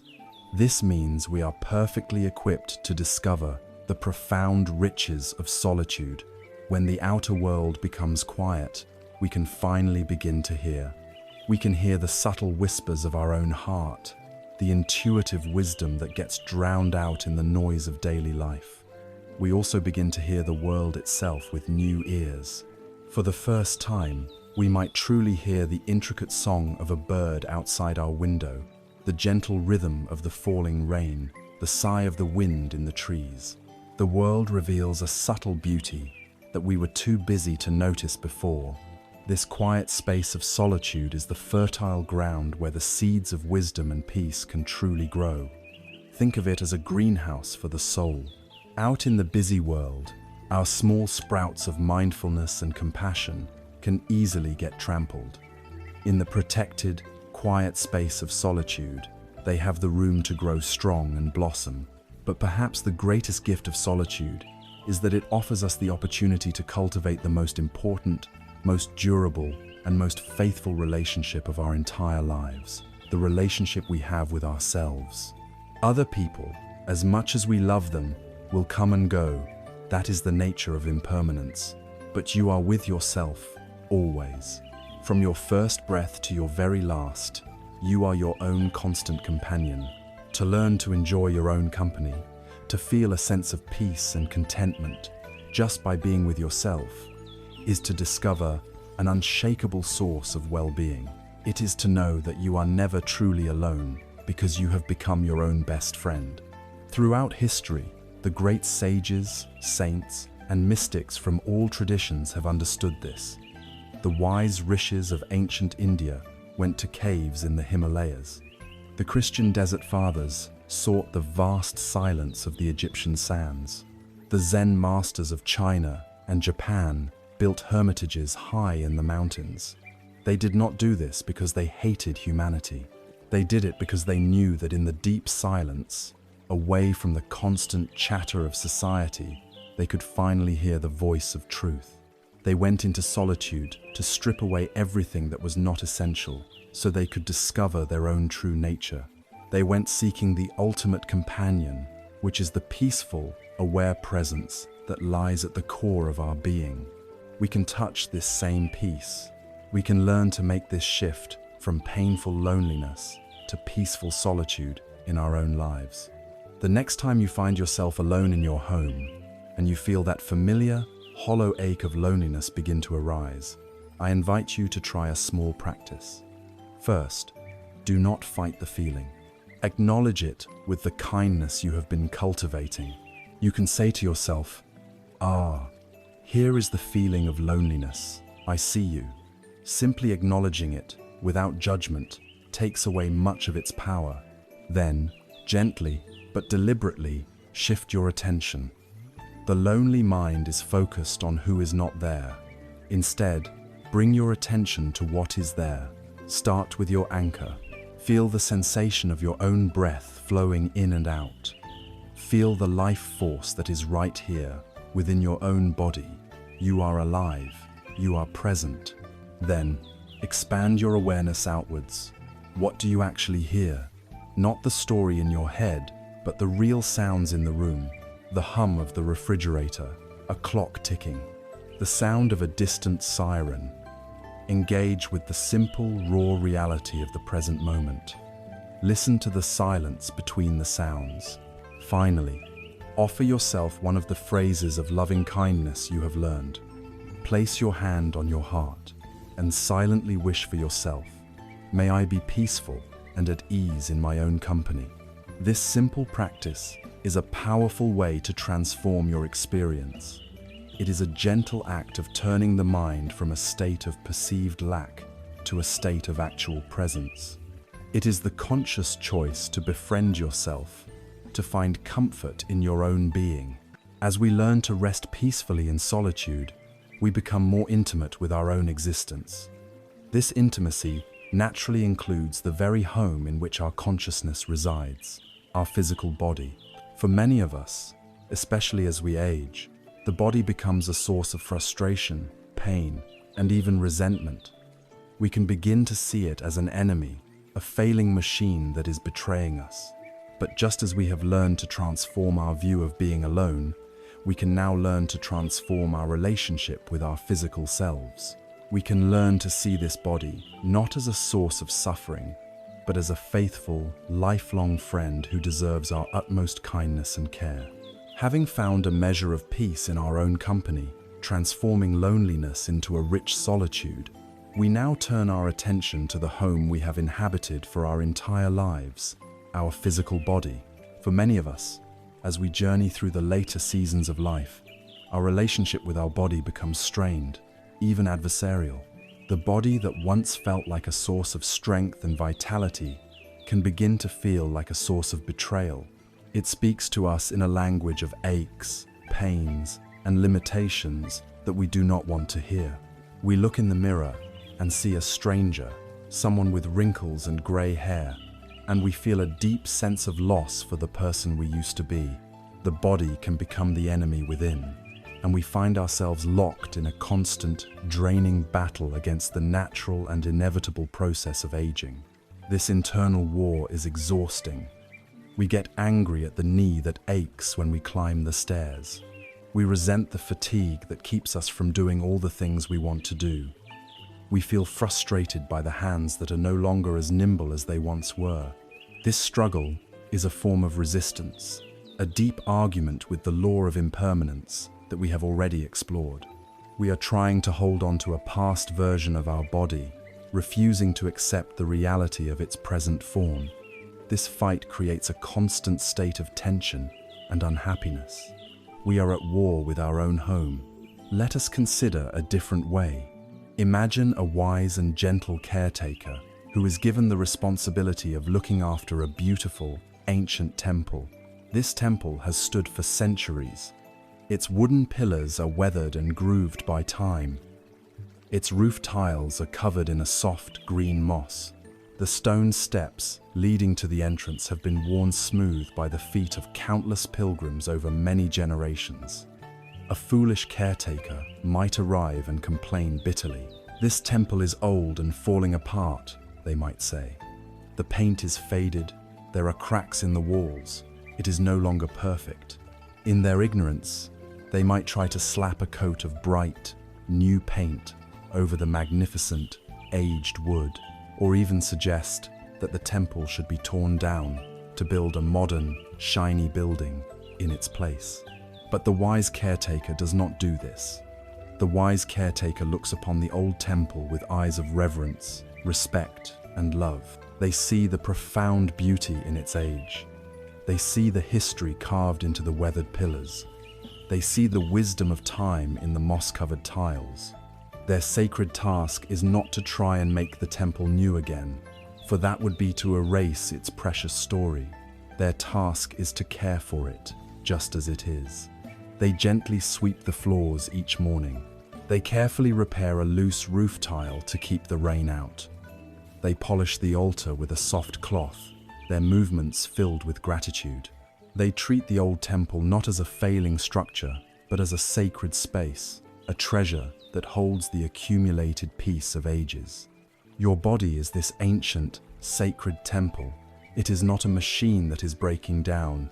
It is the holy place that has housed your spirit, your consciousness, your life, from its very beginning. It is not meant to look brand new. The lines on your face are the carvings of a life filled with laughter, worry, and wonder. The scars on your skin are the records of battles survived and lessons learned. The aches in your joints are the reminders of a long and faithful journey. Our task, as we grow older, is to stop being the foolish caretaker who complains about the temple's age, and to become the wise caretaker who tends to it with love. Let us practice this together now, with a gentle meditation of gratitude for our body.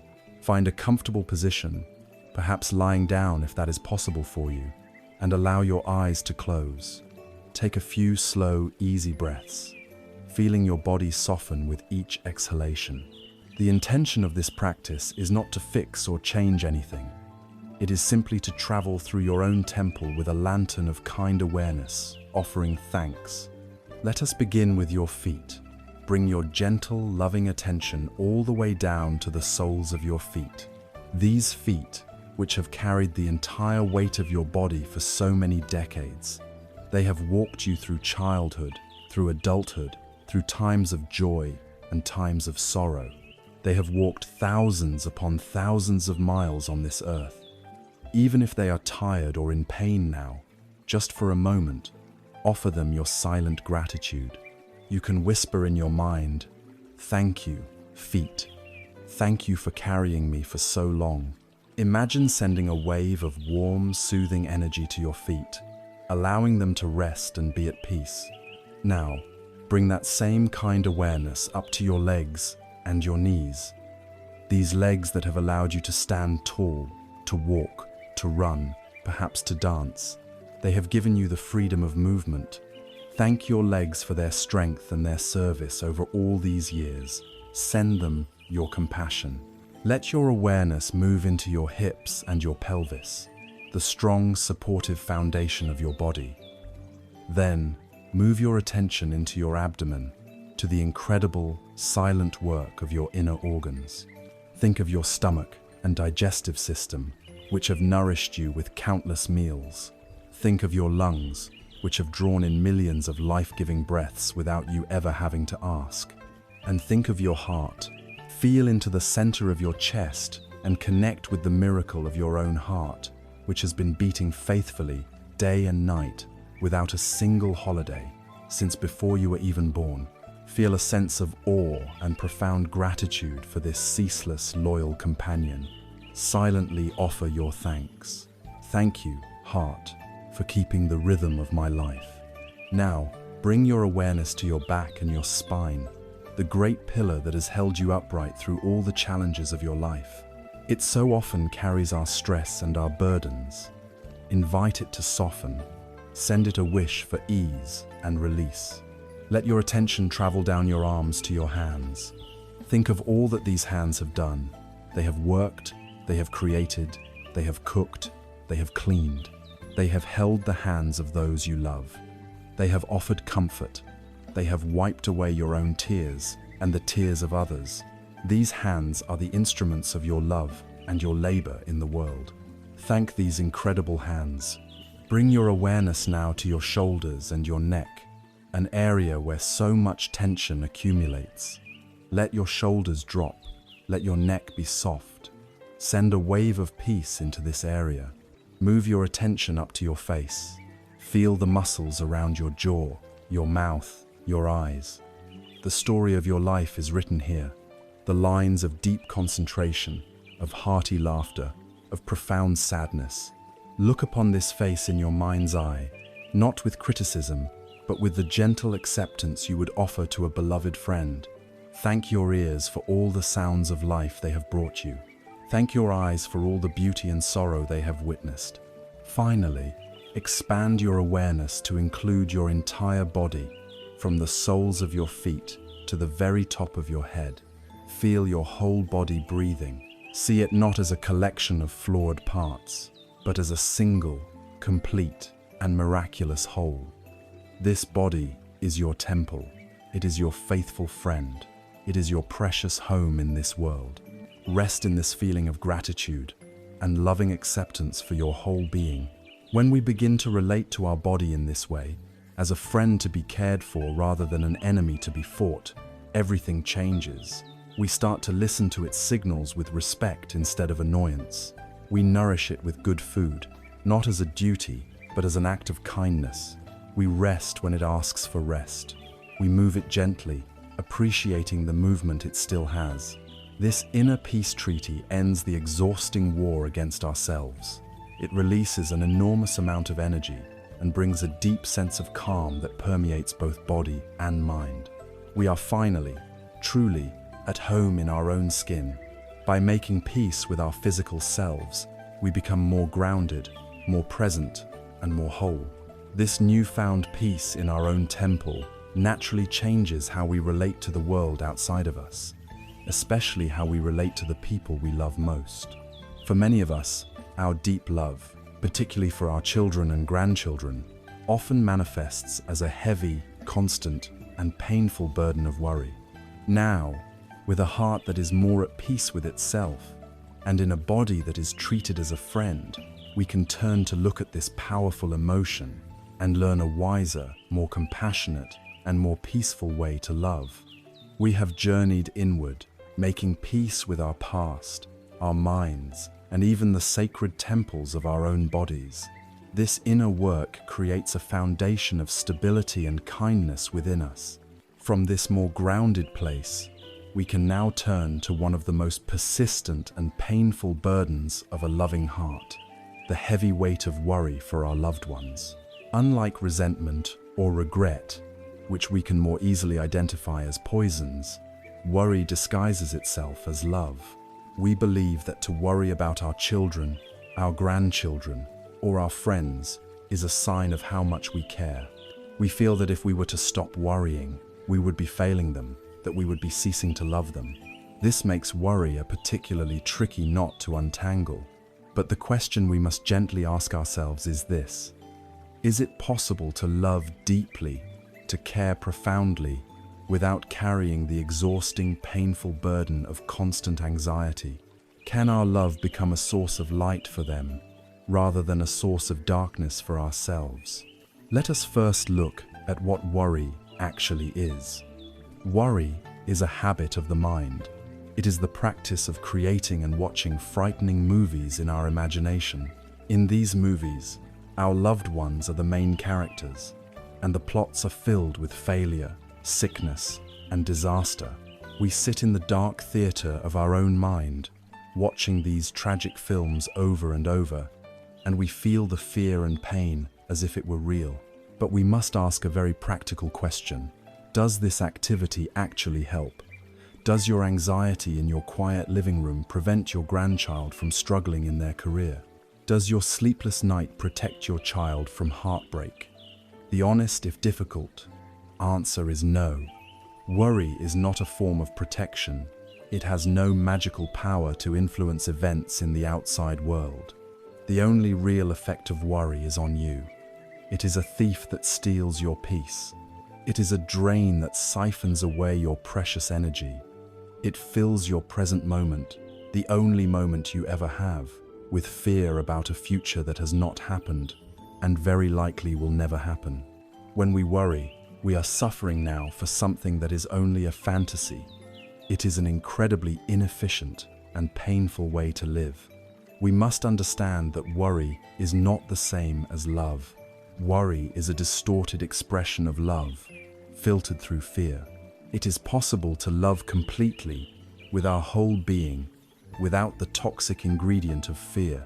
To understand this better, imagine that you are a loving gardener. The seeds you plant are your precious children or grandchildren. When they are very young, you are deeply involved. With great love, you prepare the soil of their lives. You plant them carefully. You give them the water of your care and the sunlight of your affection. You diligently protect the tender seedlings from pests and harm. This is the beautiful and necessary work of a parent and grandparent. But as the plant begins to grow, the gardener's role must change. You can continue to provide water and ensure good conditions, but you cannot force the plant to grow. You cannot pull on its stem to try and make it taller. You cannot command its leaves to unfurl or its flowers to bloom. The plant must do this for itself. It has its own inner wisdom, its own life force, its own innate drive to reach for the sun. Furthermore, as a gardener, you cannot control the weather. A great storm may come, with fierce winds and heavy rain. A long drought may parch the land. These challenges are not a sign of your failure as a gardener. They are a part of the world. In fact, these challenges are what allow the plant to become strong. A tree that has never had to withstand the wind will have shallow, weak roots. It is the struggle that deepens its connection to the earth. Our loved ones are exactly like these plants. We can offer them our love, our support, and the wisdom of our experience. This is the water and the good soil, but we cannot live their lives for them. They have their own path to walk. They have their own lessons they must learn in their own time. They will face their own storms. Their struggles, their stumbles, and even their mistakes are not our failures. They are the necessary experiences that will help them to grow their own strong roots, to find their own resilience, to become the people they are meant to become. There is a deep wisdom in understanding that every person is walking their own unique path. In the Eastern traditions, this is understood through the law of karma, which is simply the law of cause and effect.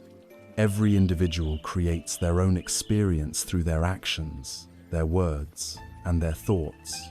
This means that your loved ones are on a journey that is uniquely theirs, shaped by their own choices and their own inner landscape.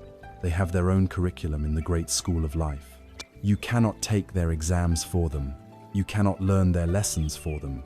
To try and control their lives, to suffer excessively over their choices, is, in a very subtle way, a form of disrespect. It is born of love, but it implies that we do not trust their journey. It implies that we do not trust them to find their own way. True love, in its wisest form, involves a profound trust. It is the ability to let go of our own ideas of how their life should be, and to honor the life that they are actually living. So what, then, is a wise parent or grandparent to do? If we are not to worry, what can we do with all this love we feel? The answer is to consciously transform the energy of our love. Worry is a contracted, fearful, heavy energy. Wise love is an expansive, trusting, light energy. We can practice this transformation. The next time you feel that familiar, painful pang of worry for someone you love, try this. First, notice the feeling and name it. Ah, this is worry. Just this simple acknowledgement can create a little space. Then, instead of following the worry into its frightening movie, take a deep breath, close your eyes, and bring up a clear image of your loved one in your mind. But instead of seeing them in peril, make the conscious choice to see them as you wish them to be. See them as strong, as resilient, as peaceful, as happy. See them standing in a field of sunlight, capable and whole. Then, from your heart, which you have been so patiently filling with loving kindness, send them your love, not as fear, but as a blessing. Silently send them your deepest wishes. May you be safe and protected. May you be happy and at peace. May you have the courage and the strength to meet whatever challenges come your way. May you always find your own path to wisdom. You can imagine sending them a beam of warm, golden light from your heart to theirs. Feel the energy of love flowing from you, not the energy of fear. Do you see the difference? Worry is sending them your anxiety. This practice is sending them your confidence and your unconditional love. Worry depletes you and offers nothing of value to them. This practice of sending loving kindness fills you with a feeling of warmth and peace, and it offers a beautiful, positive energy to the world. It is the greatest gift your loving heart can give. By transforming our anxious worry into a radiant and trusting love, we unburden our own souls and, in doing so, offer a much truer and more helpful gift to those we care about. This profound act of inner alchemy brings the focus back to where our true power lies, not in controlling the outside world, but in cultivating the quality of our own inner world. We see that real peace is not found in ensuring that everyone else's life goes according to our plan. It is found in our own direct experience. The most reliable way to cultivate this inner peace is to find richness, meaning, and even joy in the simple, humble, and profound fabric of the present moment. It is time, now, to discover the deep satisfaction that can be found in something as ordinary as a single cup of tea. Having learned to transform the heavy energy of worry into a light, trusting love, we bring our attention back from the imagined futures of others to the direct, tangible reality of our own present moment. For much of our lives, we have a habit of postponing happiness. We tell ourselves, I will be happy when my children are settled, or I will be happy when my health improves, or I will be happy when the weekend comes. We are always waiting for a future event, a grand destination where we believe happiness resides. But the wisdom we are cultivating teaches us something radically different. Happiness is not a destination, but a way of traveling. It is found not in the extraordinary, but in our ability to be fully present with the simple, humble, ordinary moments of our life.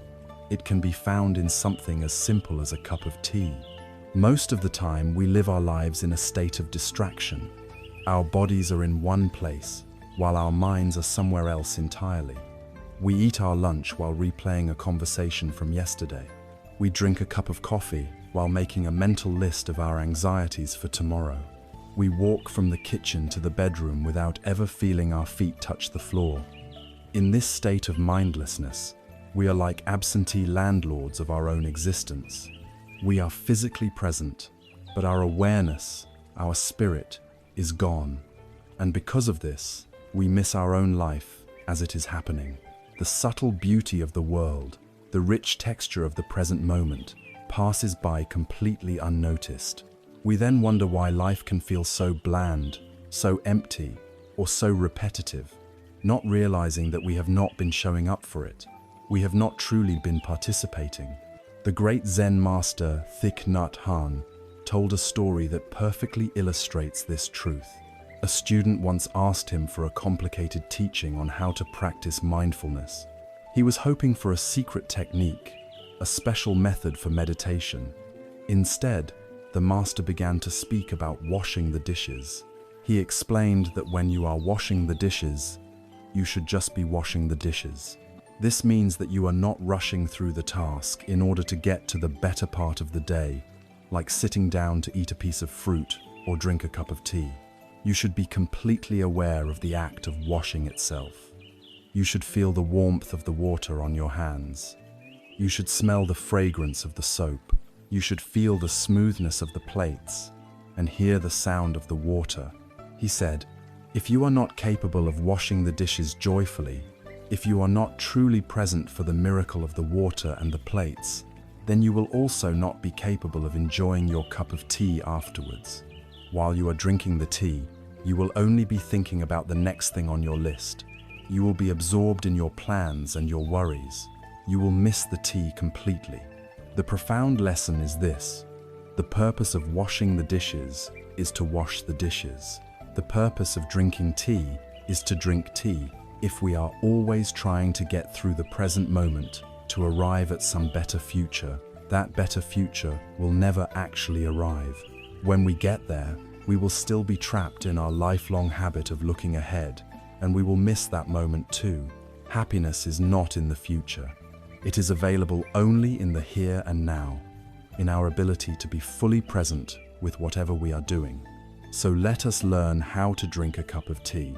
I invite you, the next time you prepare a warm beverage for yourself, whether it is tea, coffee, or simply hot water, to treat it as a sacred ceremony, a practice of mindfulness. As you go about the simple actions, do them with your full attention. Feel the weight of the kettle as you fill it with water. Listen to the sound as the water begins to heat up, growing from a soft hum to a gentle roar. As you choose your favorite cup, notice its color and its shape. Feel its texture in your hands. Do everything slowly, with a deliberate, gentle grace. When your tea is ready, find a quiet place to sit for just a few minutes.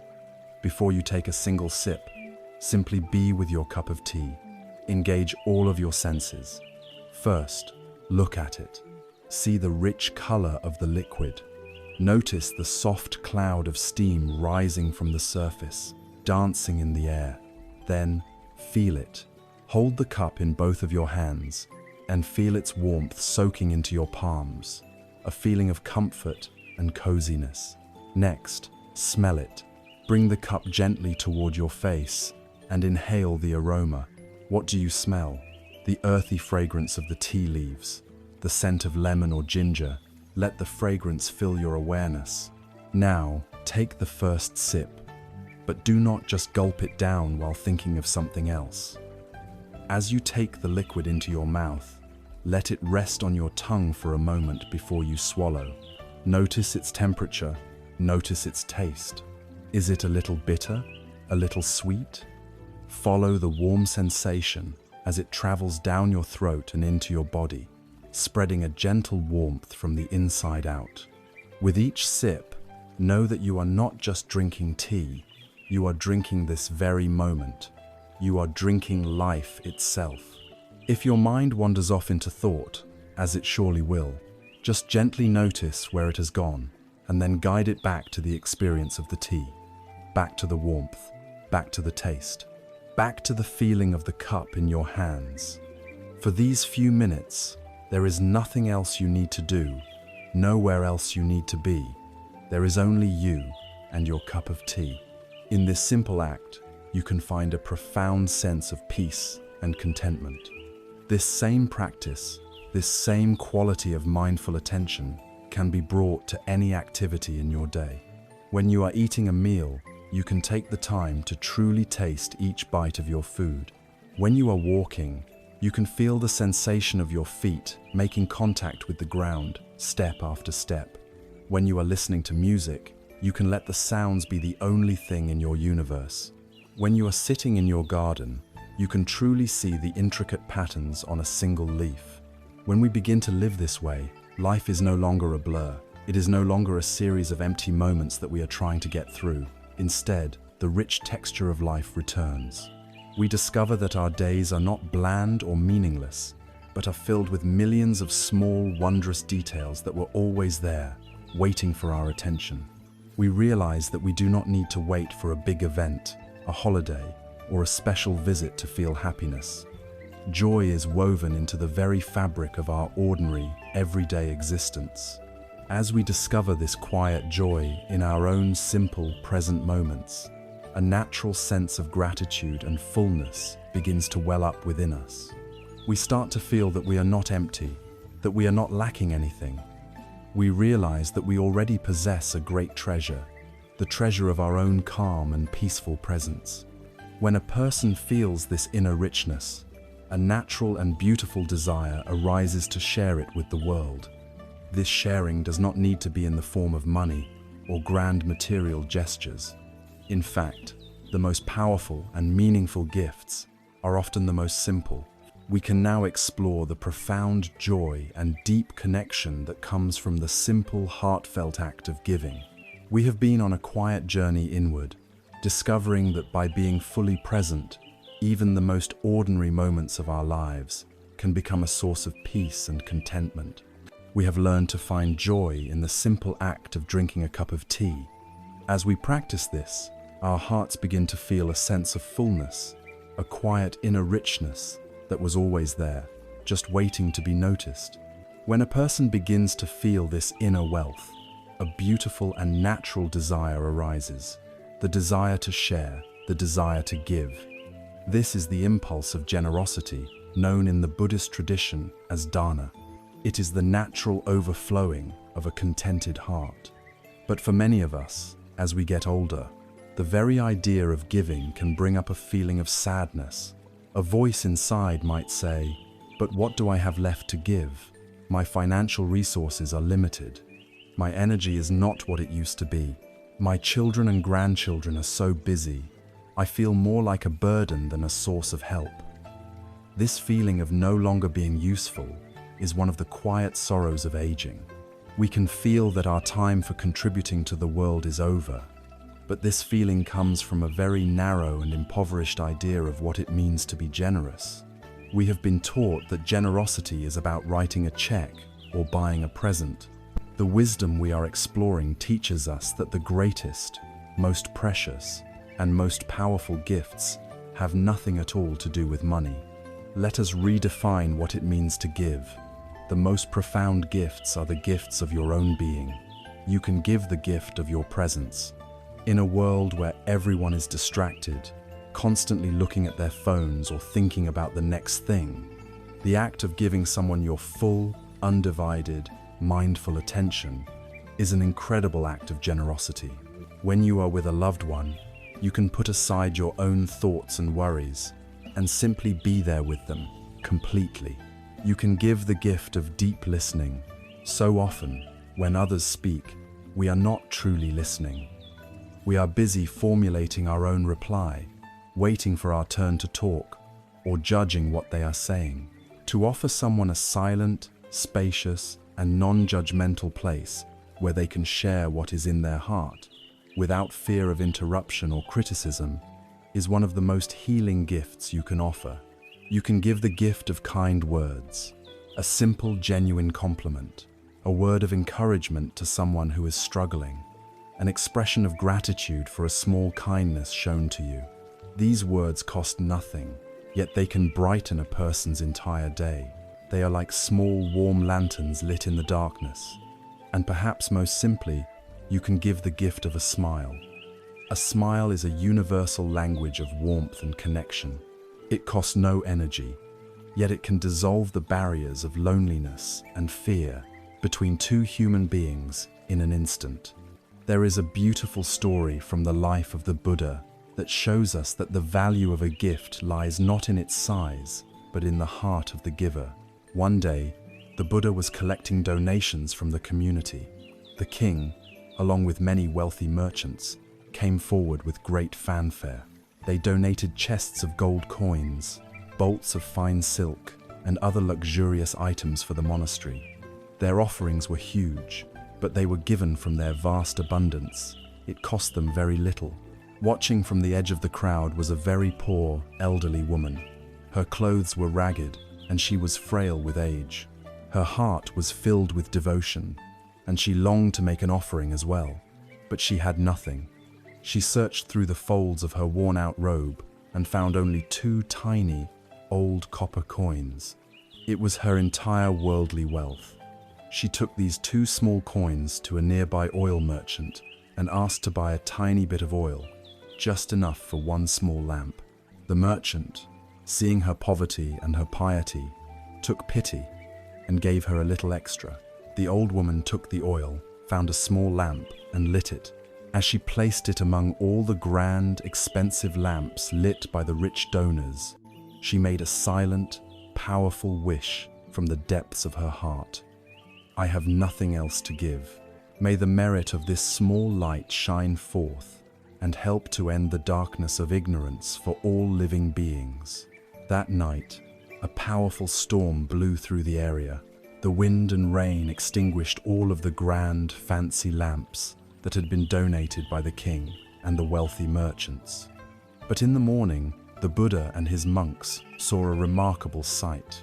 The single, tiny lamp lit by the poor old woman was still burning, its flame clear and steady, untouched by the storm. The Buddha's disciple, Ananda, was amazed and asked his master for an explanation. The Buddha replied, "The gifts of the wealthy were large, but their hearts were not completely pure. They gave from what they had left over. This old woman gave everything she had in the world. Her gift was offered with a heart of pure faith and boundless compassion for all beings. Therefore, the merit of her single, small lamp is immeasurably greater than all of those other treasures combined. You are like this woman. You may feel that what you have to offer is small, like 2 copper coins of energy or time. But when you give what you have with a full and loving heart, it is the most precious gift in the universe. A single, genuine smile offered from a place of peace is worth more than 1,000 gold coins given out of duty. A moment of your full, listening presence is more valuable than any material object. Your stories, your life experiences, your accumulated wisdom, these are treasures that only you can give. The act of giving also has a secret, magical quality. It brings as much, if not more, joy to the giver as it does to the receiver. When we are consumed by our own problems, our world becomes very small. It is the world of me, my, and mine. But when we make a generous gesture, our focus shifts. For a moment, we forget our own aches and worries and focus on the well-being of another. This shift in focus is, in itself, a profound relief. And when we see another person's face light up in response to our simple gift, a kind word, a shared memory, we feel an immediate sense of connection and happiness. The walls of loneliness dissolve. We remember that we are part of a human family. I invite you to practice this beautiful art of giving in your daily life. Make it your intention to give the gift of a genuine smile to the next person you interact with. The next time a family member calls you on the phone, decide that you will give them the gift of your deep, uninterrupted listening. Think of one person in your life right now and give them the silent gift of a kind thought. In your own mind, wish them happiness, wish them peace. You can share a story from your youth with a grandchild. This is the priceless gift of your history. These small acts directly combat the feeling of being useless. They remind us that our capacity to give what truly matters is infinite. As we practice these small, consistent acts of generosity, something wonderful begins to happen. Our very presence starts to become a gift. A person who is at peace with themselves, who is not consumed by regret or worry, radiates a palpable sense of calm.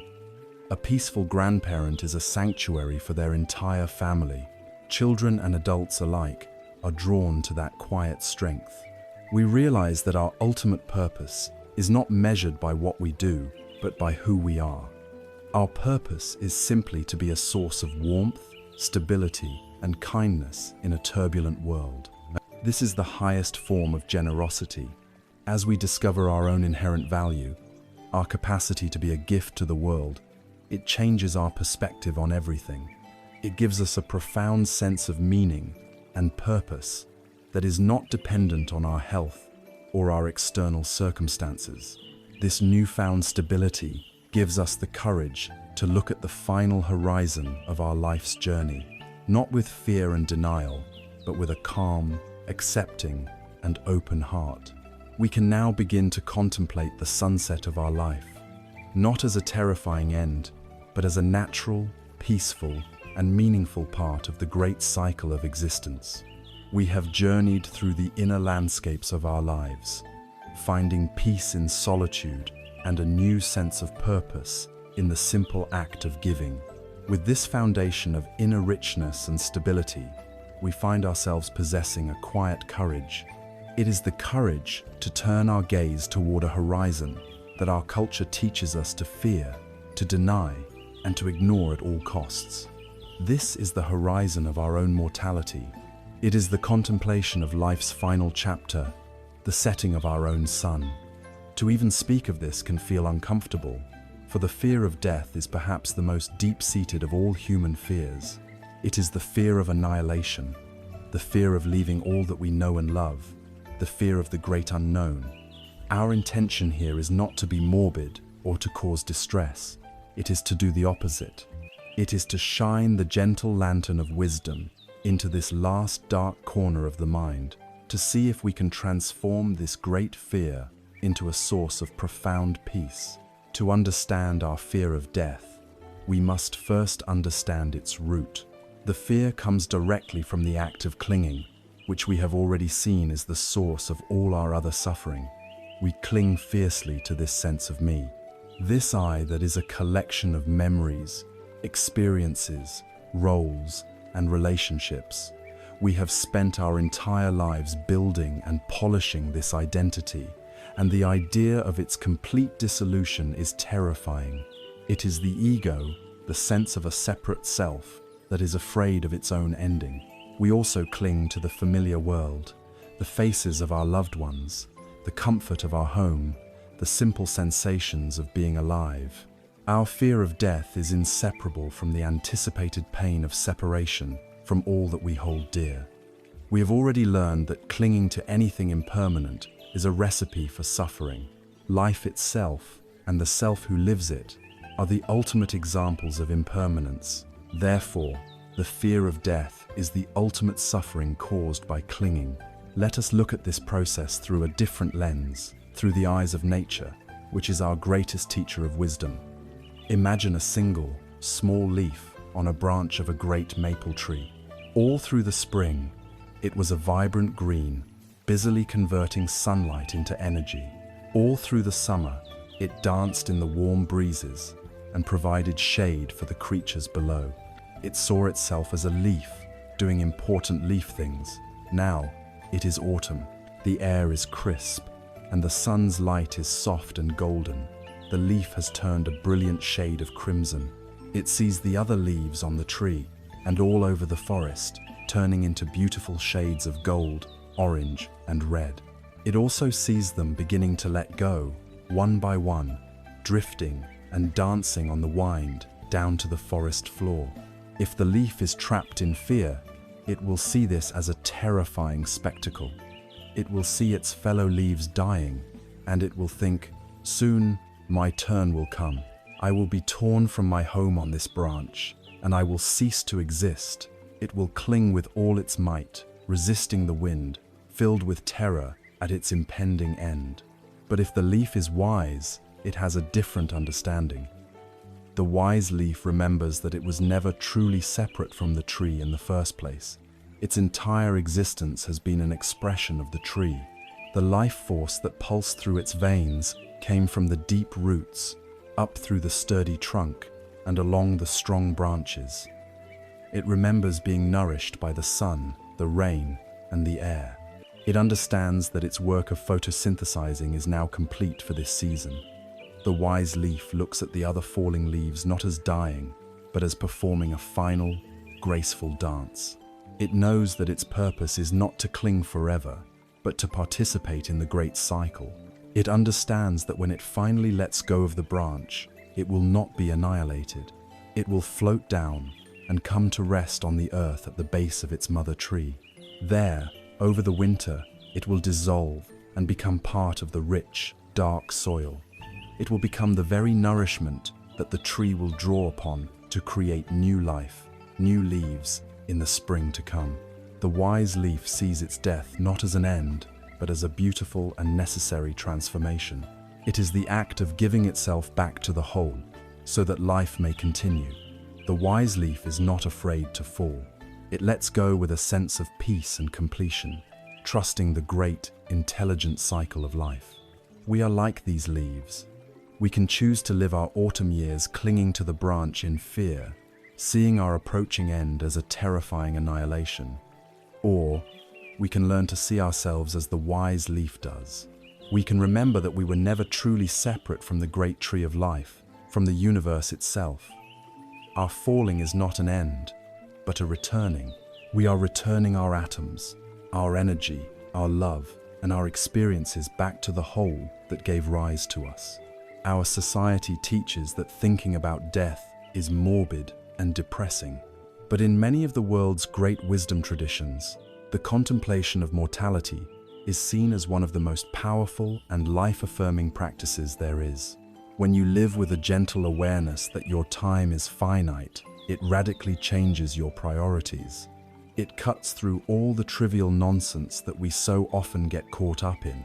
When you know that you have a limited number of sunsets left to see, each one you witness becomes breathtakingly beautiful. When you remember that you have a limited number of conversations left with the people you love, each conversation becomes infinitely precious. The contemplation of death is the ultimate cure for procrastination. It urges us to not leave important things unsaid or undone. What really matters to you? Is it winning an old argument, or is it making peace? Is it accumulating more possessions, or is it sharing what you have? Is it nursing an old grudge, or is it finally saying the words, "I love you"? To live with an awareness of death is to live a life with no regrets. It is not about obsessing over the end. It is about allowing the reality of the end to infuse every moment of your present with a sacred, vibrant preciousness. We can practice this shift in perspective in a very simple way. The next time you have the opportunity to watch the sun go down, I invite you to see it as a great teaching on letting go. The sun does not struggle against the horizon. It does not fight its daily descent. In fact, it often puts on its most glorious display of color spinks, oranges, purples, just as it is about to disappear from view. It performs its act of letting go with an immense and quiet grace, with a deep trust that it will rise again in the morning. It demonstrates that there can be great beauty in an ending. As you watch the sunset, you can contemplate the sunset of your own life. Can you learn to let go with such beauty and peace? Can you learn to trust the great cycle of which you are a part? Can you begin to see the end of your life not as a terrifying darkness, but as a final, magnificent display of your own unique colors before a period of deep and profound rest? As we learn to look upon this great cycle of life and death with a calm and accepting heart, we begin to see that our fear is intimately tied to the idea of a solid, separate me that is going to be destroyed. We fear the loss of ourself. But what if this self, this identity that we have spent a lifetime building and defending, is not what we think it is? What if the very foundation of our greatest fear is, in fact, an illusion? To find the deepest and most unshakable freedom, we must now gently turn our awareness toward this final question. We must begin to investigate the very nature of who we think we are. We must prepare ourselves to explore the liberating and profound wisdom of no self. We have stood together at the edge of life's great mystery, contemplating the sunset of our existence, not with fear, but with a growing sense of peace and acceptance. We have seen that this final journey is a natural and beautiful part of the great cycle of life, much like an autumn leaf returning to the earth.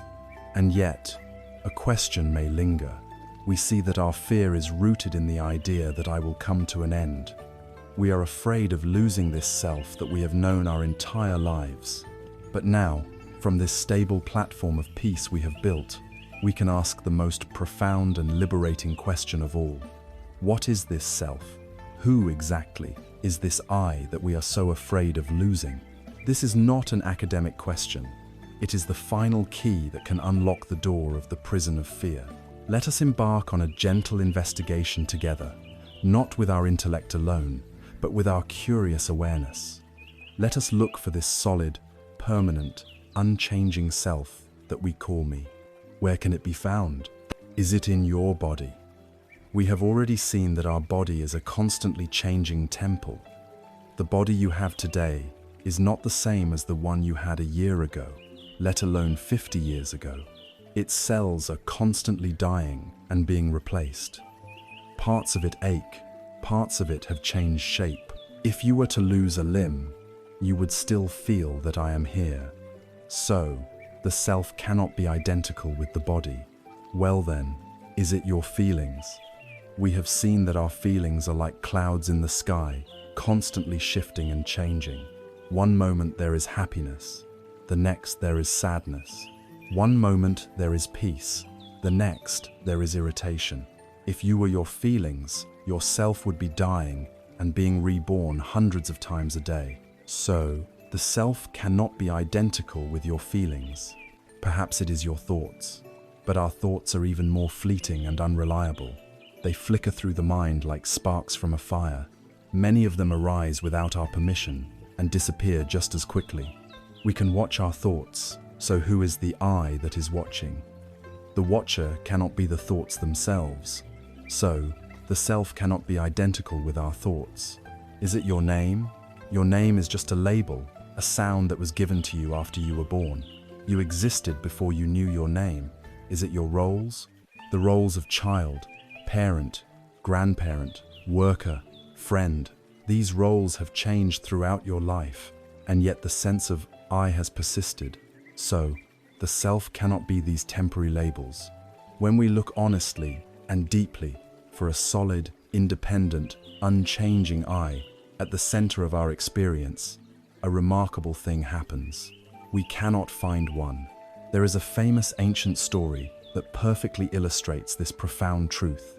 A wise and powerful Greek king who ruled in India, named Milinda, was a great lover of philosophical debate. He heard of a Buddhist sage named Nagasena, who was renowned for his wisdom, and the king sought him out, determined to challenge him on this very teaching of no self. King Milinda arrived in his royal chariot and, after the initial greetings, asked the sage his name.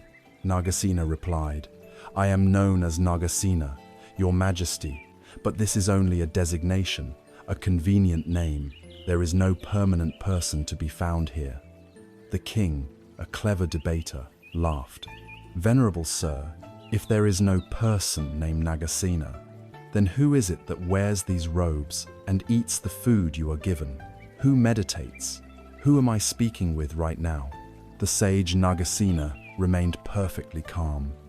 He smiled and asked the king, "Your Majesty, you are a king, accustomed to luxury. How did you arrive here today?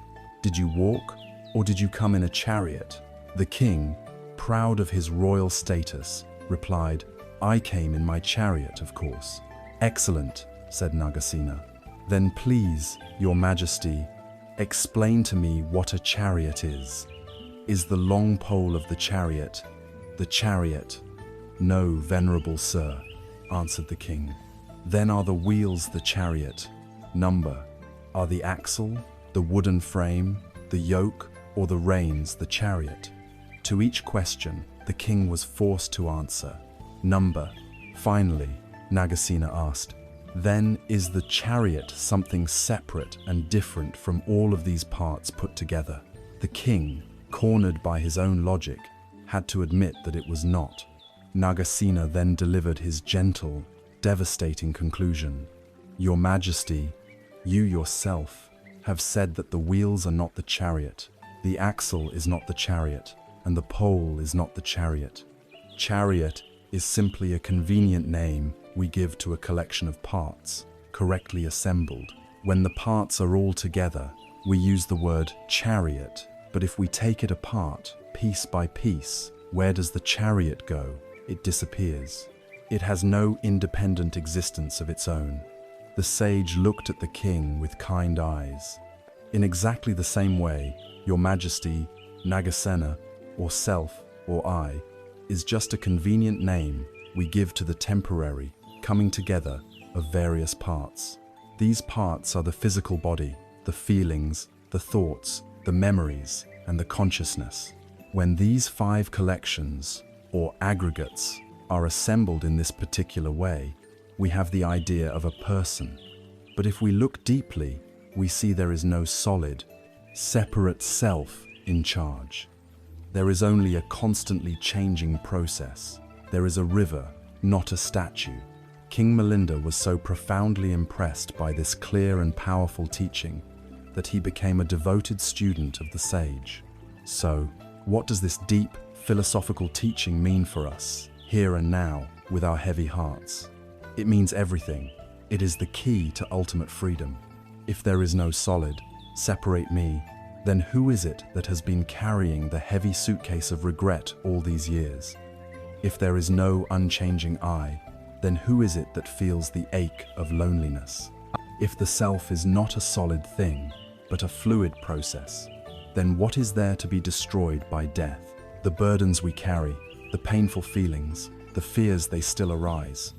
The teaching of no self does not deny their existence, but they arise in a vast, open space of awareness, like clouds passing through an empty sky. The sky is not harmed by the storm clouds. The sky does not cling to the beautiful, fluffy white clouds. It allows them all to come and go without resistance. When we loosen our tight, lifelong grip on the idea of being a solid, separate self, the burdens suddenly have nothing to stick to. The pain may still be there, but we no longer take it so personally. There is a subtle but profound shift. We stop saying, "I am sad," and we begin to notice, there is a feeling of sadness passing through me. We stop saying, "I am a person in pain," and we begin to see, there is a body that is experiencing the sensation of pain. This is not something to be figured out intellectually in one sitting. It is a new way of seeing, a new perspective to be cultivated. To realize this truth is not to become a nihilist or an unfeeling zombie. In fact, the opposite happens. When we are less preoccupied with building up and defending our own ego, our own story of me, our hearts naturally become softer, more open, and more available to others. Our sense of self becomes less like a hard, separate rock that is always in conflict with other rocks, and more like a wave in the great ocean of life. A wave has its own unique shape, its own beauty, its own power for a time.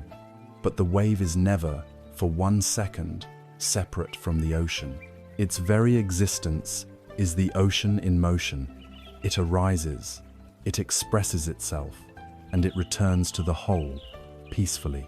This profound insight into the fluid, empty, and interconnected nature of our own being changes everything. When we are less busy protecting our ego, a great silence and spaciousness opens up within us. This spaciousness fundamentally changes how we relate to the world and to the people in it. We are no longer listening to others through the constant, noisy filter of, what does this mean for me? How does this affect me? Instead, we can simply listen. From a heart that is no longer burdened by the heavy weight of a solid self, we are finally ready to learn the true art of deep listening. We have taken a profound journey to the very core of our being, exploring the fluid, spacious, and liberating wisdom of no self. We have begun to see that the solid, separate I we have spent a lifetime defending is more like a flowing river than a hard stone. As the loud, insistent inner monologue of me, my, and mine begins to quiet down, something remarkable happens. A new capacity emerges. We begin to truly listen, not just with our ears, but with our entire being. We are now ready to explore the gentle and healing practice known as the art of deep listening. For most of our lives, we are not very good listeners. When we engage in a conversation, our minds are incredibly busy. While the other person is speaking, we are often not fully receiving their words. Instead, we are preparing our rebuttal, formulating our own story, or waiting for a pause so we can jump in with our advice. We are listening in order to reply, not in order to understand. We filter everything they say through our own opinions, our own experiences, our own judgments.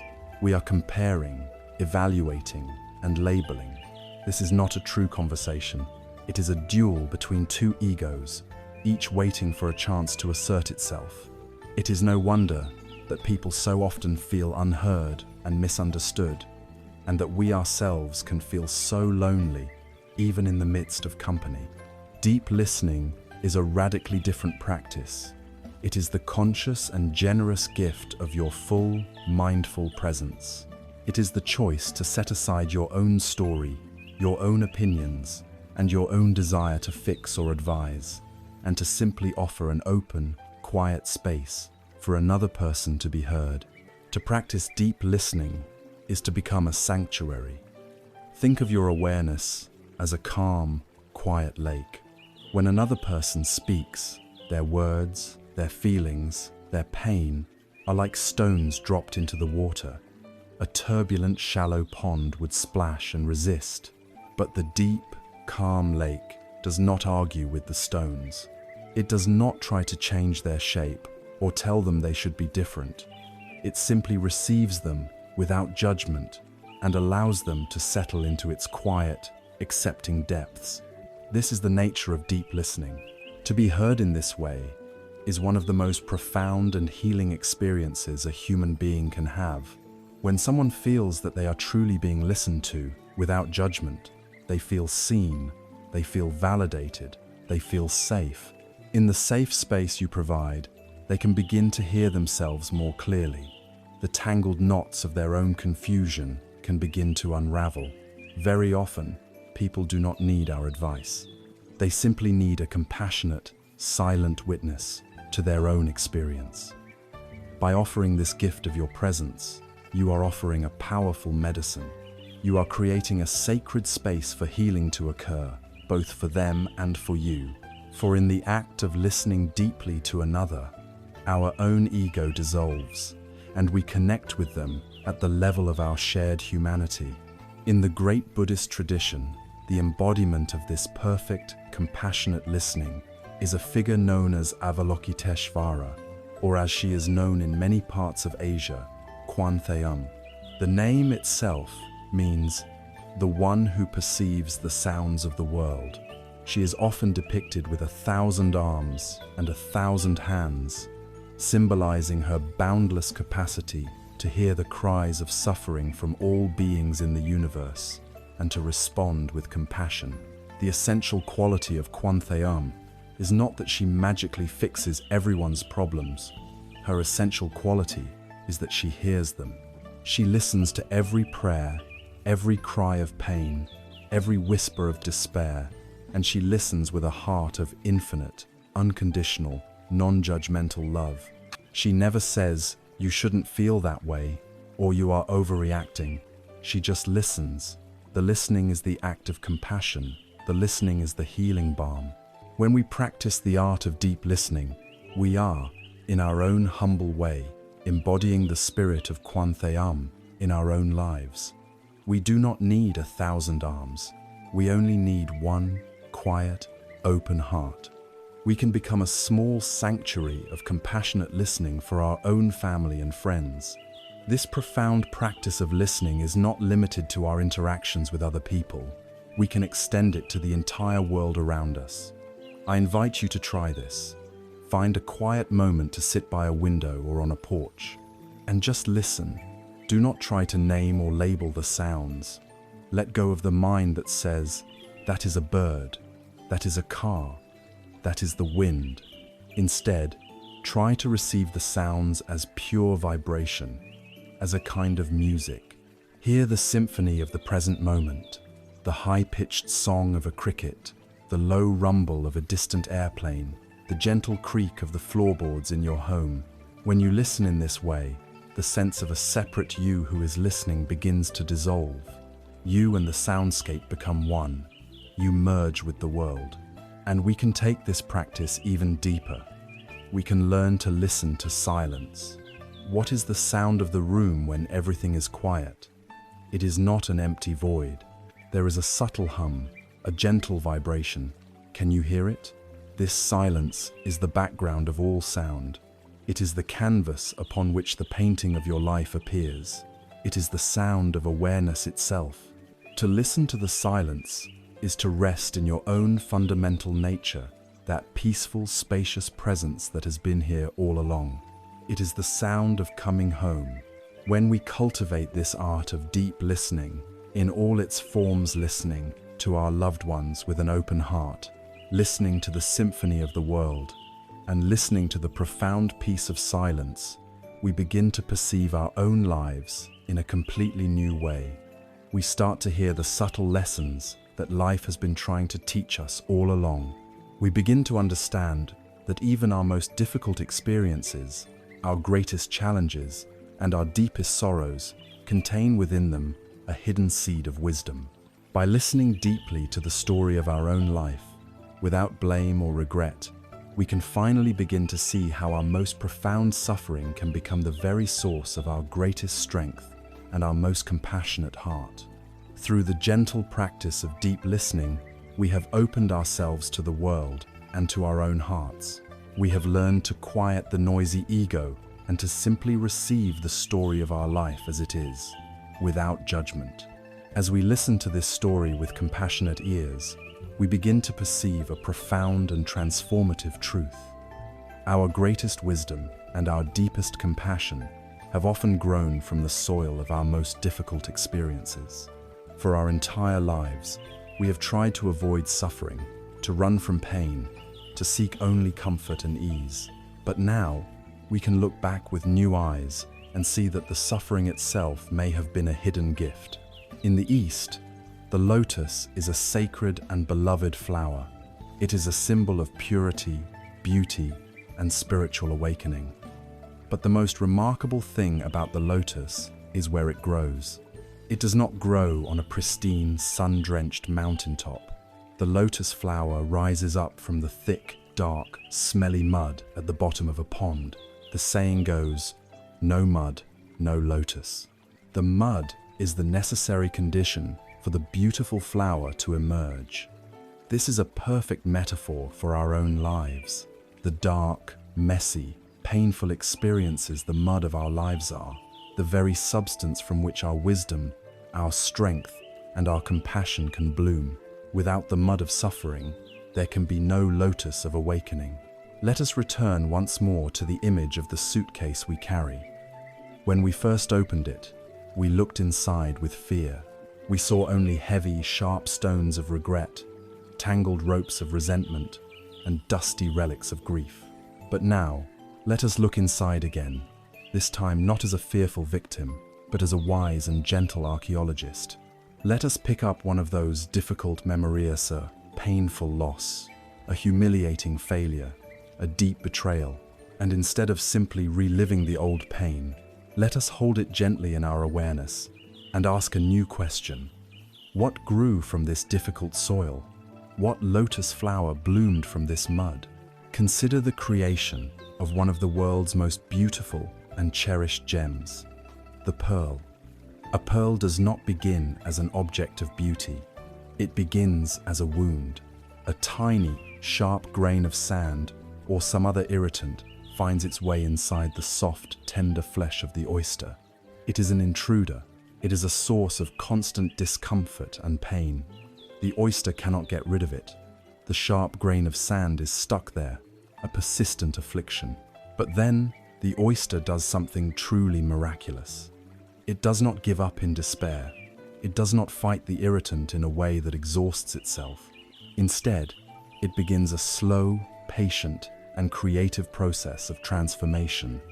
It begins to secrete a precious, luminous substance from within its own being, a substance called nacre. Gently, lovingly, it begins to coat the sharp, painful grain of sand with this beautiful, shimmering essence. Layer upon layer, year after year, it continues this patient work. It embraces its wound.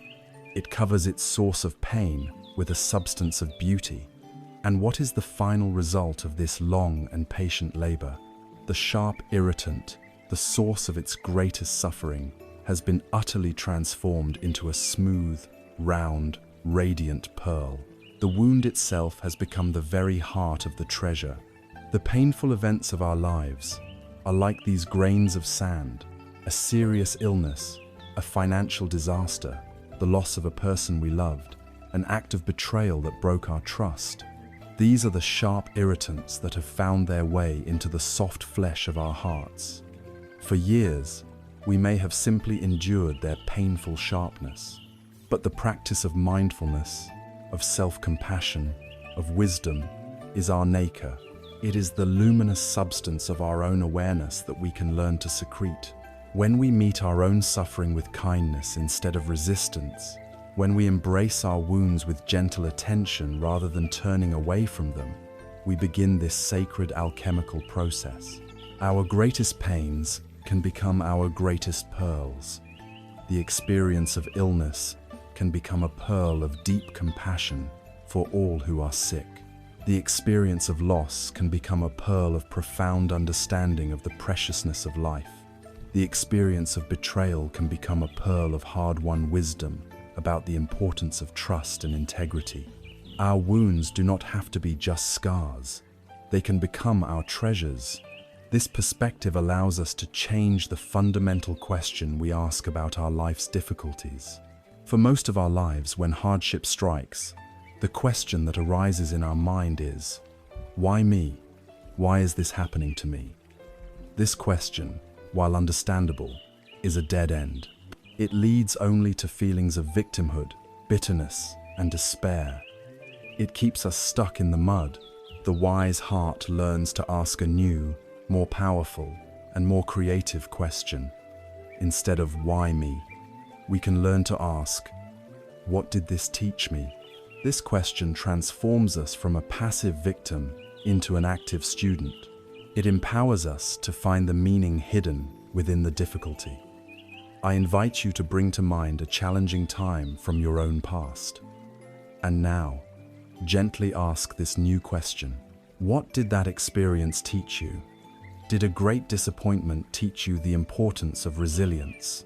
Did a period of financial hardship teach you the difference between what you need and what you want, and the value of simple things?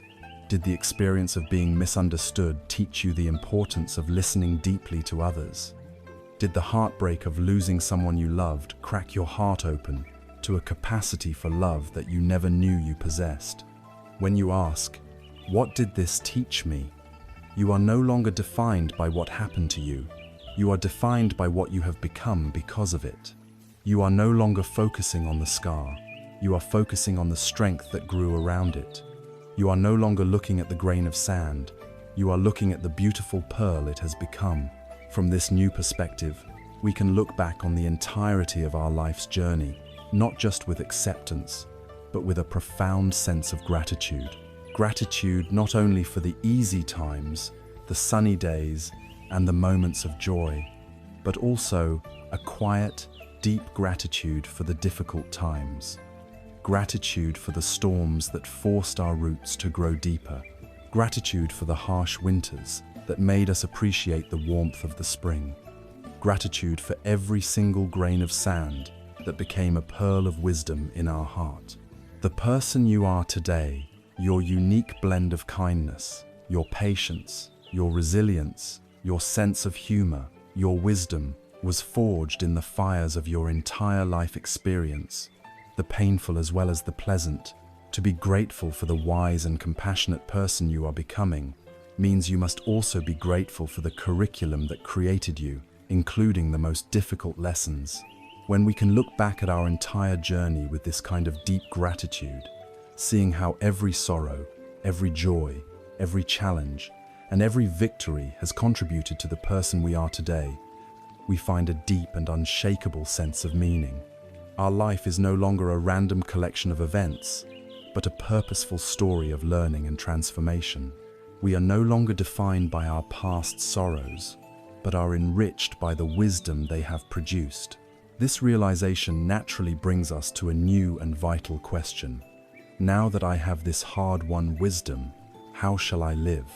How can I spend the remaining days of my life in a way that honors this journey and expresses this wisdom? How can I live a life of authentic purpose, right here, right now? Having looked back on the long, winding path of our lives, we have discovered a profound truth. We see that every joy and every sorrow, every success and every failure has been a part of a great curriculum, a series of lessons that have forged the wise and compassionate person we are today. This realization, this ability to see our entire life story as meaningful, gives us a deep sense of peace and gratitude. It naturally leads us to ask a quiet yet vital question: now what? How do I live the rest of my days in a way that honors this journey? What is my purpose now that the great, busy seasons of my life are in the past? This question of purpose can be a source of great pain in our later years. Our society often defines a person's worth by what they do. Our purpose is tied to our career, to our role as a parent raising young children, to our active contributions in the community. When these roles fade, a deep and hollow feeling can set in. We can feel that our purpose has expired. We can feel useless, like a tool that has been put back in the shed to gather dust. This belief is a heavy burden, and it is based on a profound misunderstanding of what a life of purpose truly means. We must redefine purpose. For the first half of our lives, our purpose is often external. It is about building, achieving, providing, and doing. But in the autumn of our years, our purpose can and should shift. It becomes more internal. It is less about what you do and more about the quality of being that you bring to the world. The universe is no longer asking you to build great things. It is asking you to become a source of great peace. Your purpose is no longer to be a success in the eyes of the world. Your purpose is to embody the wisdom you have spent a lifetime gathering. There is a timeless story that speaks to this beautiful shift in purpose. A very old man, well into his 90s, was out in his field under the hot sun, slowly and carefully planting a tiny mango sapling. A young, ambitious merchant, full of the vigor of youth, was passing by on his horse. He saw the old man and laughed, calling out, "Old man, you are wasting your precious time. The sun is hot, and your back is bent. Do you honestly believe you will live to see this tiny tree grow tall and bear fruit?" The old man stopped his work, leaned on his digging tool, and looked at the young merchant with a calm, peaceful smile. "When I was born into this world," he said, "I found it filled with magnificent fruit-bearing mango trees. My parents and my grandparents planted them, knowing they would not eat all the fruit themselves. They planted with an eye toward the future. They planted for me. Today, I am doing the same. I am not planting this tree for myself. I am planting it for my children, for my grandchildren, and for generations of people I will never meet. My purpose is not to eat the fruit. My purpose is to plant the tree. This story beautifully illustrates a purpose that is free from any thought of personal gain. The old man's meaning was found in a selfless act of love and hope for the future. His joy was in the act of planting itself. You too, in the autumn of your life, are a planter of trees. The trees you plant now may not be made of wood and leaves, but they are just as real, and perhaps even more important. What are these trees? The first and most magnificent tree you can plant is the tree of your own inner peace.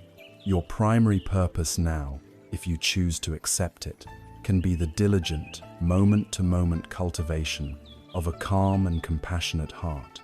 When you sit and practice with your breath, you are watering this tree. When you meet your own difficult feelings with kindness, you are nourishing its roots. When you let go of an old resentment, you are pruning its dead branches.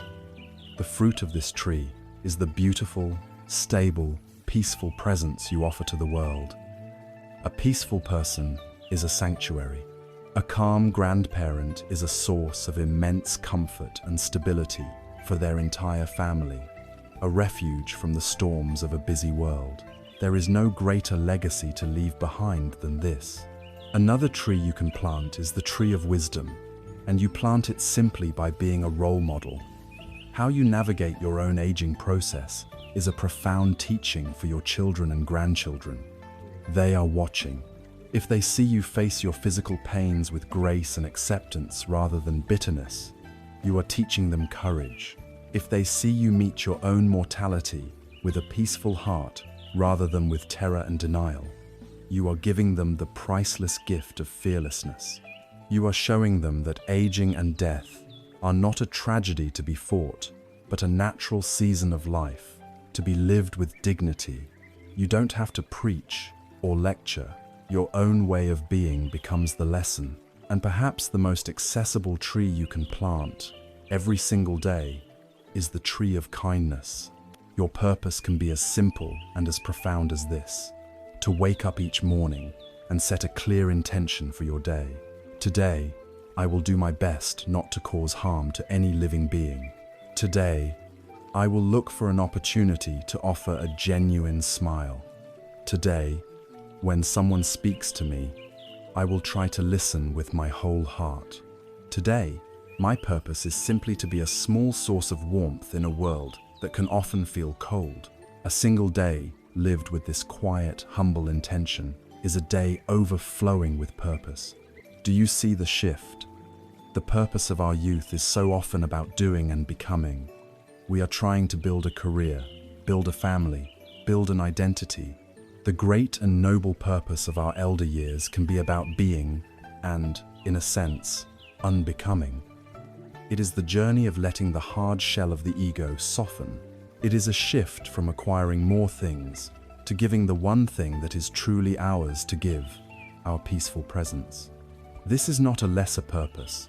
It is a higher and more refined one. It is the culmination of a life of learning. It is the final and most beautiful blossoming of the human spirit. When we understand that our purpose can be found in the simple, moment-to-moment intention to live with peace and kindness, our whole perspective on life changes. We stop searching for grand, external events to give our life meaning. Instead, we begin to find meaning woven into the very fabric of our ordinary days. This way of living naturally cultivates a powerful and healing state of mind, a state of mind that both nourishes our purpose and is nourished by it. This state of mind is gratitude. We can now learn to practice gratitude not just as a fleeting emotion we feel when something good happens, but as a deep, abiding prayer that has the power to color our entire existence. Having discovered a new and quiet sense of purpose, a purpose found not in frantic doing, but in a peaceful way of being, we now arrive at the practice that both nourishes this purpose and arises naturally from it. This is the practice of gratitude. When we truly begin to see our life as a gift, when we see the wisdom hidden in our sorrows and the beauty hidden in our ordinary moments, the natural response of the human heart is a profound sense of thankfulness. We often think of gratitude as a fleeting feeling that comes and goes, something that arises only when we receive a present or when something wonderful happens.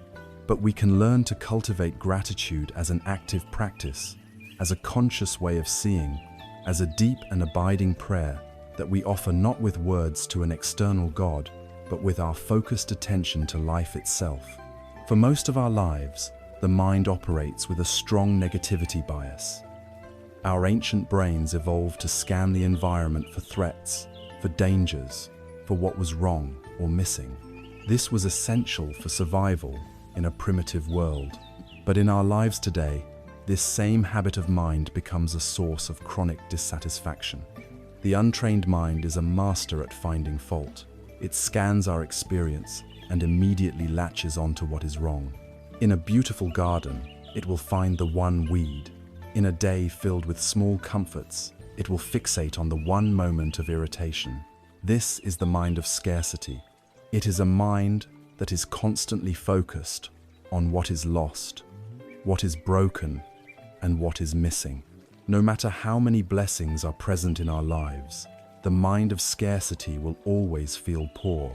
Gratitude is the direct and powerful antidote to this habit. It is the conscious choice to turn our attention away from what is missing and to focus instead on what is present. It is a shift from a mindset of poverty to a mindset of abundance. And this abundance has nothing to do with our bank account or our material possessions. There is a story of a great king who, despite his immense wealth, his palaces, his armies, and his chests full of gold, was burdened by constant worry and rarely felt a moment of true joy. One day, he saw a wandering monk sitting peacefully under a tree. The monk owned nothing in the world but the simple robes on his back, a wooden bowl for his food, and a pair of worn-out sandals. Yet he radiated a sense of deep contentment and happiness that the king had never known. The king approached the monk and asked, "Venerable sir, I do not understand. You have absolutely nothing, yet you seem to be the happiest man I have ever seen. I have everything a man could ever desire, yet my heart is heavy with anxiety. How can this be?" The monk looked up at the king with a warm and gentle smile. "Your Majesty, you are mistaken in two ways," he said. "You look at me and think I have nothing, but I feel I have everything. And you look at yourself and think you have everything, but you are poor in the things that truly matter. Let me explain. I have the deep shade of this magnificent tree, a gift that costs nothing. I have the clean air I breathe, a treasure beyond price. I have the warmth of the sun on my skin and the solid earth beneath me.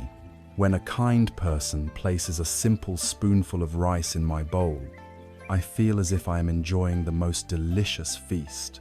I have no enemies to fear, no possessions to guard, and no reputation to maintain. My mind is light and free. Every morning I wake up, I feel like I am the richest man in the world. You, Your Majesty, are constantly worried about losing the wealth you have and are constantly scheming to get more. Your mind is never at rest. So I ask you, who is truly the rich one and who is the poor one? This story teaches us a profound truth. Richness is a state of mind, and gratitude is the key that unlocks it. The mind of gratitude sees wealth everywhere. The mind of scarcity sees poverty even in a palace. We can learn to cultivate this mind of gratitude with a very simple and life-changing practice. I invite you to begin tonight. Just before you turn out the light to go to sleep, take a few quiet moments. Let go of the day's worries and simply review the last 24 hours in your mind. Your task is to find just 3 things, however small or seemingly insignificant, for which you feel genuinely grateful. At first, this might feel difficult, especially if you are in the habit of focusing on what went wrong. But be patient. and look closely at the small details of your day. Were you grateful for the simple fact that you woke up this morning, that your heart was still beating and your lungs were still breathing, all without any effort from you? Were you grateful for the comfort of your bed, for the taste of your morning coffee? Were you grateful for the warmth of the sun shining through your window, or the soothing sound of rain on your roof? Did you have a pleasant conversation with a friend or a family member on the phone? Did you see a beautiful flower or hear a bird sing? Did you enjoy a moment of quiet? Anything, no matter how small, counts. The purpose is not just to make a mental list. It is to try and reconnect with the feeling of gratitude in your heart. As you bring each small blessing to mind, let yourself feel a flicker of warmth, a sense of appreciation. Let that feeling spread through your body. This practice, done consistently every night, will begin to literally rewire your brain. It will train your mind to start scanning for what is right instead of what is wrong. It will shift your default setting from scarcity to abundance. As you become more practiced in this, you can even take it to a deeper level. You can begin to find gratitude even for your difficulties. This is the wisdom that we have touched upon before. Can you be grateful for an ache or a pain because it is teaching you patience and reminding you to be compassionate with your body? Can you be grateful for a feeling of loneliness because it has prompted you to embark on this journey of befriending yourself? Can you look back at a past hardship and feel grateful for the pearl of wisdom it created in your heart? When we can be grateful even for the mud, we know that the lotus of peace is truly beginning to bloom. Gratitude is the most direct path to joy. It is impossible to feel a deep sense of gratitude and a deep sense of despair in the same moment. They cannot coexist. The mind of gratitude is a happy mind. It is a peaceful mind. This practice is the beautiful culmination of so much of what we have been learning together. It is an act of mindfulness because we are paying close attention to the blessings of the present moment. It is an act of compassion because we are appreciating the gifts that life and others have given us. And it is an act of wisdom because we are seeing the lessons hidden in our hardships.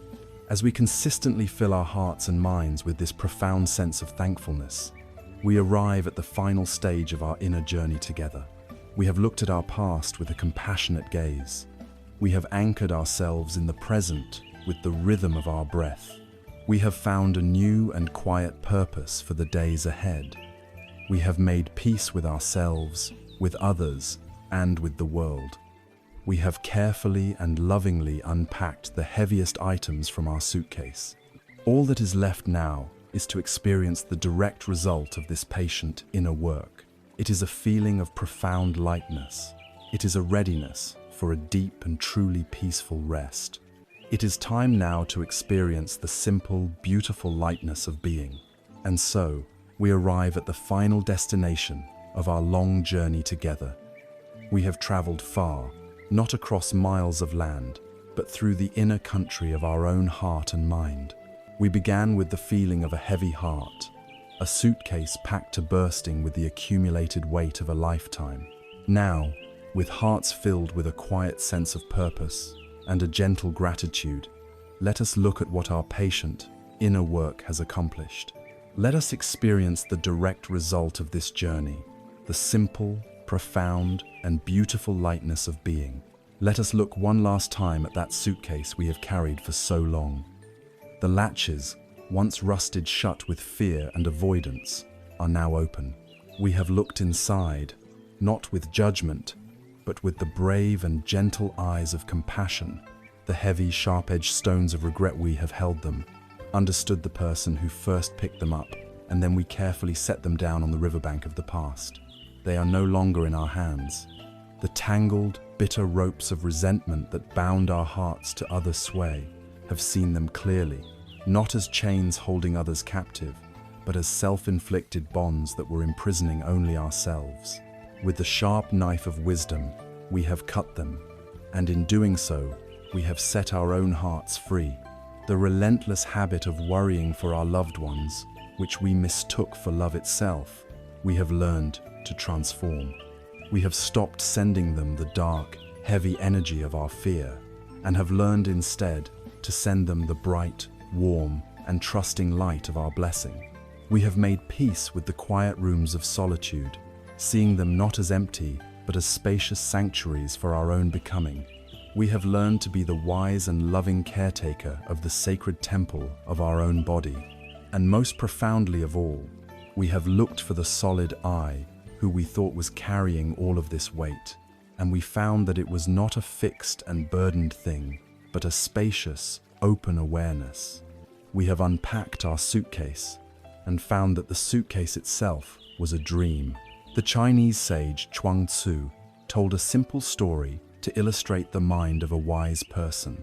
He said, "Imagine you are crossing a river in a small boat. Suddenly, out of the morning mist, another boat comes along and bumps into yours. If there is a person in that other boat, you will become angry. You will shout at them, curse them for their carelessness, and your heart will be filled with irritation. But," the sage asks, "what if the boat that bumps into yours is empty? There is no one inside.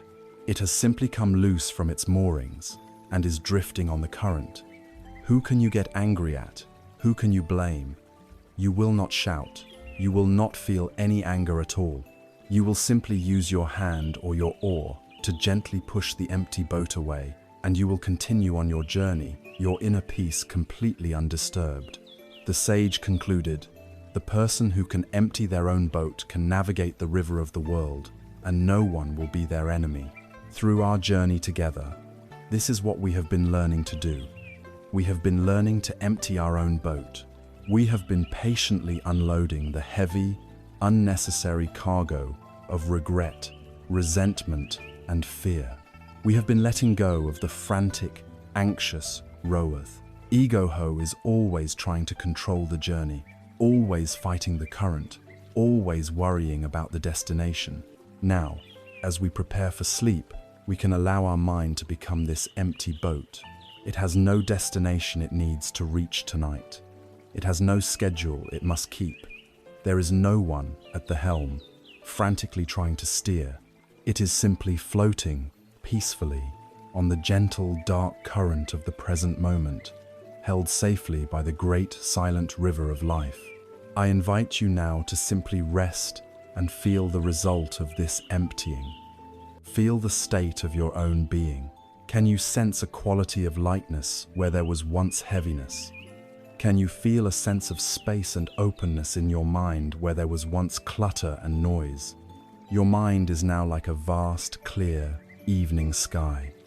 Thoughts, feelings, or sensations may still appear, like soft, solitary clouds drifting by, but you no longer need to identify with them. You no longer need to fight them or cling to them. You are the great, silent sky, not the fleeting clouds. You can watch them come and go with a sense of detached, benevolent peace. Feel this lightness in your physical body. Feel your shoulders, no longer burdened by the weight of the world. Feel your jaw, no longer clenched with tension and unexpressed emotions.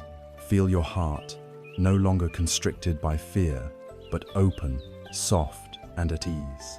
This feeling of lightness is not a fantasy. It is the real, tangible result of having put down the heavy things you were carrying. You have done the work. You have walked the inner path with courage and with patience. You have tended to your heart, and you have made peace with your life. There is nothing more that you need to do tonight. There is nothing left to figure out. There is nothing left to solve. The journey of the day is done. You can now lay down all of your tools, your mindfulness, your compassion, your wisdom, and you can simply rest in the beautiful, quiet garden that you have so lovingly cultivated. You can trust the peace that you have created for yourself. Allow your mind to be the empty boat, drifting peacefully. Allow your heart to be the quiet sky, vast and clear. You are now ready to let go of the day, to let go of all effort, and to drift into a deep, healing, and truly peaceful sleep. You have earned this rest. You are home. For 3 hours, we have walked a quiet path together. Our journey began with the acknowledgement of a simple, universal feeling, a heavy heart. We did not turn away from this heaviness. Instead, with courage and with love, we turned towards it. We sat with it, we listened to it, and we began the gentle work of understanding its burdens. This was not an act of escape, but an act of brave and compassionate confrontation. Step by step, breath by breath, we began to carefully dismantle the weight we have been carrying. Through the simple anchor of the breath, we found stillness. Through the lens of wisdom, we saw the impermanent nature of our worries. And through the warmth of compassion, we learned to hold our own suffering with a tenderness that allowed it to soften and, eventually, to dissolve. And here, at the end of our journey, we arrive at the most crucial understanding of all. Peace is not a destination to be reached or a prize to be won. It is not something that exists outside of you, waiting to be found in a different place, a different time, or a different circumstance. Peace is your original nature. It is an intrinsic state of being, a profound lightness of the soul that is always available to you, right here. It has simply been covered over by the dust and debris of a long life, the worries, the regrets, the fears. Our work together has not been to create peace, but simply to do the gentle housekeeping required to let its natural light shine through once more. A truly deep and restorative sleep does not come from a pill or a potion. It comes from this. It is the natural consequence of a soul that is no longer heavy, a heart that is no longer at war with itself. As you lie here now, on the threshold of rest, please know this deep in your bones. You are your own teacher. You are your own healer. Everything you need to navigate the challenges of your mind and to find your way back to this place of peace is already within you. You have felt it tonight. You have the power of your breath, the clarity of your awareness, and the infinite capacity of your heart for kindness. Trust in this. Trust in yourself. You have done the work. You have faced the shadows with courage. You have earned this rest. You are worthy of this peace. And now, there is nothing left to do. No more effort is needed. Give yourself permission to let go completely. Let your body be heavy and your mind be light. Let go of the journey, let go of the practice, and simply allow yourself to be held by the quiet, peaceful space you have cultivated. Allow yourself to sleep. Sleep in the lightness of your own soul.